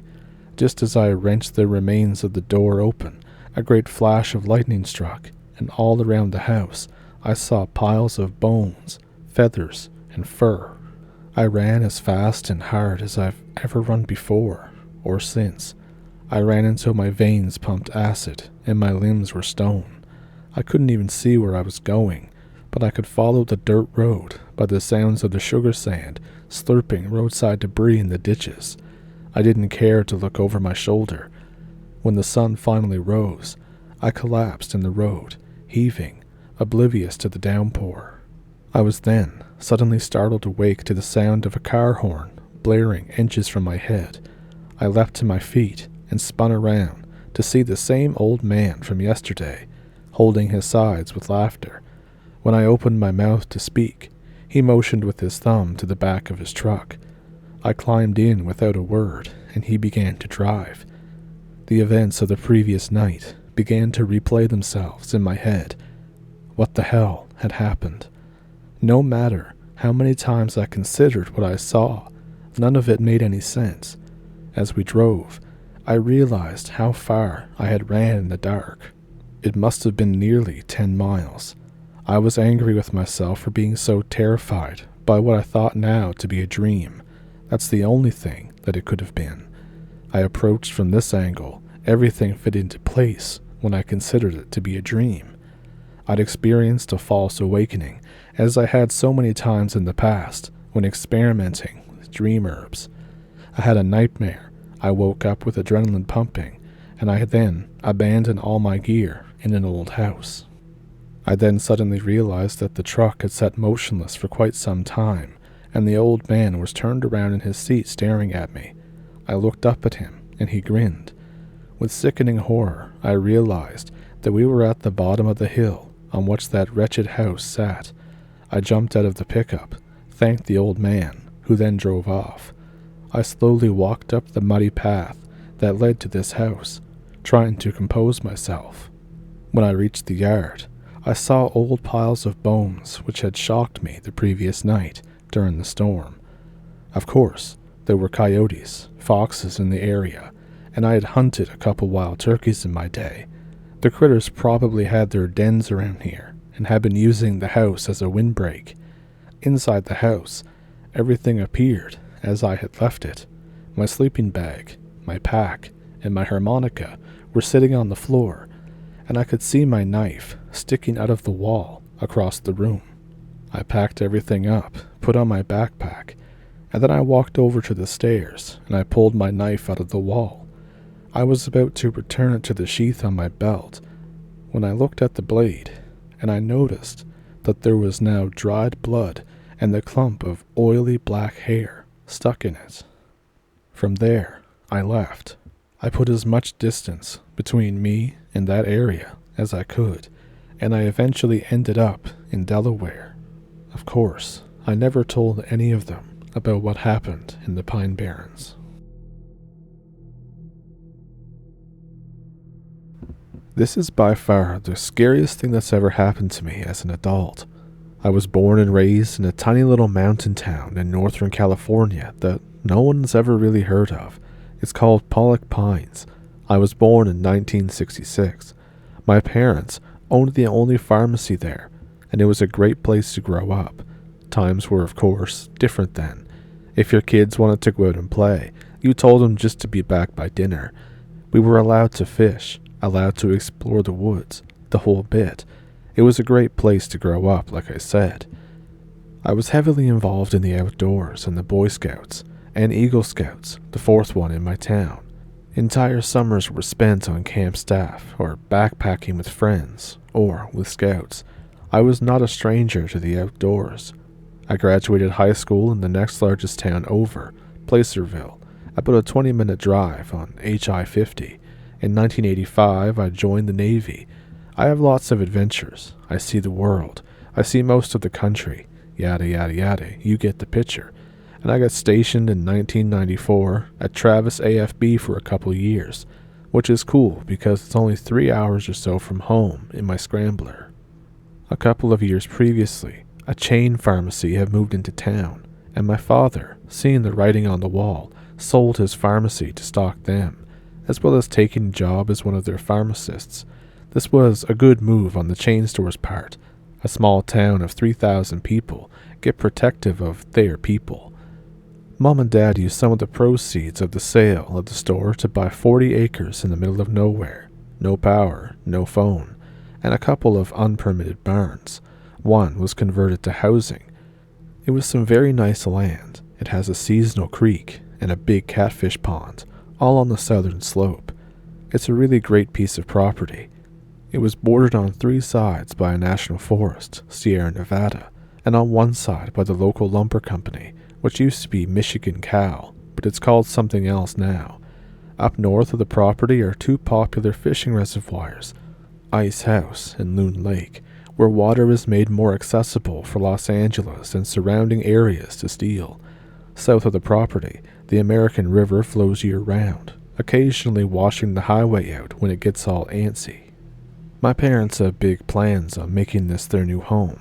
They had lived in town, about a block away from the store that they owned since 1974. My dad's an outdoor buff too, and my mom goes where my dad goes. They get good generators and put in a couple of propane tanks and spend some weekends up there. But at this point in 1996, they're not living there yet. So as both a great chance to get away from Fairfield and Travis AFB, and as a favor to my parents, I'd go up on weekends. I didn't have duty and sort of watched the place. I did this pretty much every week for 2 years. I loved it. Gold panning, shooting, a lot of maintenance and fire prevention, brush clearing, etc. But really, it was relaxing. It was fun. I'd pick up my parents' dogs at the time, a Rottie and a Rottie Shepherd Australian mix, and they'd go up with me. I'd get done doing whatever I was working on, then take a walk around the property while there was still enough light to see. You were always inside at night. It was black as pitch out there, and at night, without any moon or city lights, it gets really dark. The walks were cool, and I got to test out a lot of my equipment. I went through phases where I was trying to determine what the best working, journeying sidearm was, how to carry it, the best long gun, how to carry it. At one point, I liked the Winchester 94s for the simplicity, but back then, I could get a Garand for $2.95, so I went with one of those for a while, with a bipod on the end to keep the barrel out of the mud when I was chainsawing or slinging brush. That got too heavy to carry, so I switched to a Mossy 590, which I eventually also dropped for being not great at long range. I was a sailor, not a soldier. Don't make fun of me. Effectively, I was playing. And I ended up eventually with an AR-15 H-bar that I'd picked up in Oklahoma while stationed at Tinker. I carried this African style, which is what the military taught me back when I had volunteered for security for a tour, and it only banged me up a little when I scrambled over a mountain. Now, let's go to the night of this incident. I had just finished doing whatever I was doing. I don't quite remember what it was, but I was finishing the end of a walk-around before I went in for the night to the lower barn that was sort of set up like a house. It was still light out, but not bright. It was that dusky sort of light, that sort of orange and gray. However, still bright enough to see very clearly. It was obvious that it was going to be dark very soon, in like 10 minutes or so. It was a clear day, early summer, but not too hot. There was a very light breeze, light clouds, the kind that are really pretty up in the mountains. They were starting to turn orangey pink from the sun setting down in the canyon. I'm walking the gravel road that comes from the top of the property, where a great little artisan spring pumped up about 5 gallons a minute or so. It fed the pond. and the upper barn, which was used for storage of Dad's equipment, tractors, etc. I'm just passing the pond, off to my left, carrying that AR slung African on my left shoulder. The handguard is in my left hand to keep it from smacking me as I walk. I've got an SP-101 and 357 in my right front pocket. My pants are a little damp from working, and I'm fairly dirty, but happy. I loved being up there, as it got me away from my wife that hated the woods for a while, and the weight of the sweat, plus the gun in my pocket, tends to pull my pants annoyingly down every 40 steps or so. I stop where the gravel mud road curves, and to where I can now clearly see the barn and house. I pull up my pants, making them more comfortable. I'm seeing the beautiful cloud patterns. The light breeze is feeling really good against my face. I'm pleasantly tired and looking forward to some cold fried chicken in the propane fridge, and I'm just really feeling calm and at peace. The dogs have been with me all day, and you know how dogs are. They explore. They were both tired as well, and the mix was actually leaning against me as I stood there after tugging on my pants. I looked over to this great scenery. The Roddy was laying splayed out on the gravel in front of me, and I'm just looking around, marveling at how pretty everything was. I was checking out some old-growth pine that had a really awesome-looking granite boulder next to it, when the boulder stood up, turned around, and walked away. I swear, I'm not making this up. I was awake. I wasn't thinking anything along the lines of creepy, and I'm in home geography. Whatever this thing was, had obviously been watching me, and when I looked right at it, it made a point of slowly turning around and walking away. No head, no limbs that I could see, other than some sort of thick trunk-like legs. I couldn't tell you how I knew it was watching me without seeing eyes of any kind, let alone a head, but I swear that it was. It waited until I was looking in its direction, and then, whatever the hell it was, turned around and walked away. It took its time as it went over the ridgeline behind it. It was gone in about 8 to 10 seconds. It sauntered off slowly, sort of swaying. It didn't panic, scatter, or bound off. It turned around and sauntered away. I just stood there in shock. I was literally frozen. I don't want to say that I was scared, but I think I was. I don't know. It was still light, but now just dusky enough to where the shadows between the trees were dark black, and all I knew was that I wanted to be inside somewhere with lights. I stood there, looking at the spot where this thing had walked off of, and even though I had my hand on a loaded rifle with a full mag, I never even thought about using the gun. I just wanted to go, but I was afraid to move quickly. I don't know why. I think I just ended up clearing my throat or something, because it got Melly up, and she came over and nuzzled my hand for love. I said something along the lines of, "Come on, girls, let's go," and I walked towards the barn house, not looking anywhere else except the front door. I got in. I shut the useless front door, made almost completely of glass, and I locked it. Then I put myself in a corner with 2 walls behind me, the inside walls. I couldn't stand the thought of being against an outside wall, and I called my parents on this huge-ass Motorola bag phone that we shared back then. I kept the dogs with me, one of them in my lap, actually. I just really needed something living there with me. And then I tried to explain to my dad what I'd just seen. My dad's already been drinking by this time, and I didn't want him to come up. I guess I was trying not to look like such a coward. Like, "Oh yeah, Dad, the boogeyman scared me. Can I sleep with you?" Because I'm a full-grown man in my 30s or so. And eventually, I tell him that I just wanted to let them know that I had gotten spooked by something that I couldn't really identify. He laughed at me, not meanly, and told me that I wouldn't be able to stay up there anymore if I freaked myself out. And then we both kind of laughed it off, because he was right. But I still slept downstairs in the big room that night, with the propane lights on, all night. If you want to call that sweaty, feverish, freaked out, and never-ending time sleep. I was never in my whole life so glad to see the sunrise as I was that next day. He and my mother came up the next morning, and we all went out to where I had seen whatever the hell it was. No tracks, nothing. And this thing was big. There was no hole where a boulder might have been, and neither of them ever remembered a rock being there in that particular spot. I was thinking I must have been hallucinating. It was the only thing that made sense at the time, especially since neither one of the dogs that were with me lit up on this thing, didn't even react, and they light up on everything, including rattlers. I've never hallucinated before, and I haven't since, but it's really the only thing that makes sense. But I swear to you, and I will swear to anybody, I saw what I saw. The part that really freaked me out about the whole thing was how I froze up, how I didn't go for my gun. My hand was on a fully loaded round in the chamber, just clicked the damn safety off AR, and it never even crossed my mind to defend myself. All I could do was freeze, and to be honest, my nights in the woods aren't always as comfortable now as they used to be. I do get a bit weirded out sometimes. I never used to. It sucks. My parents still own the property but don't live there.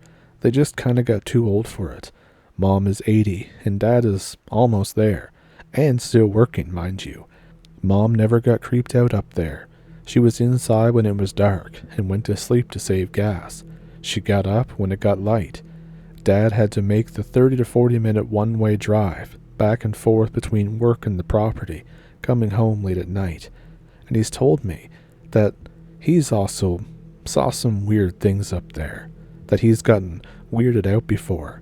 That's how we refer to it with each other.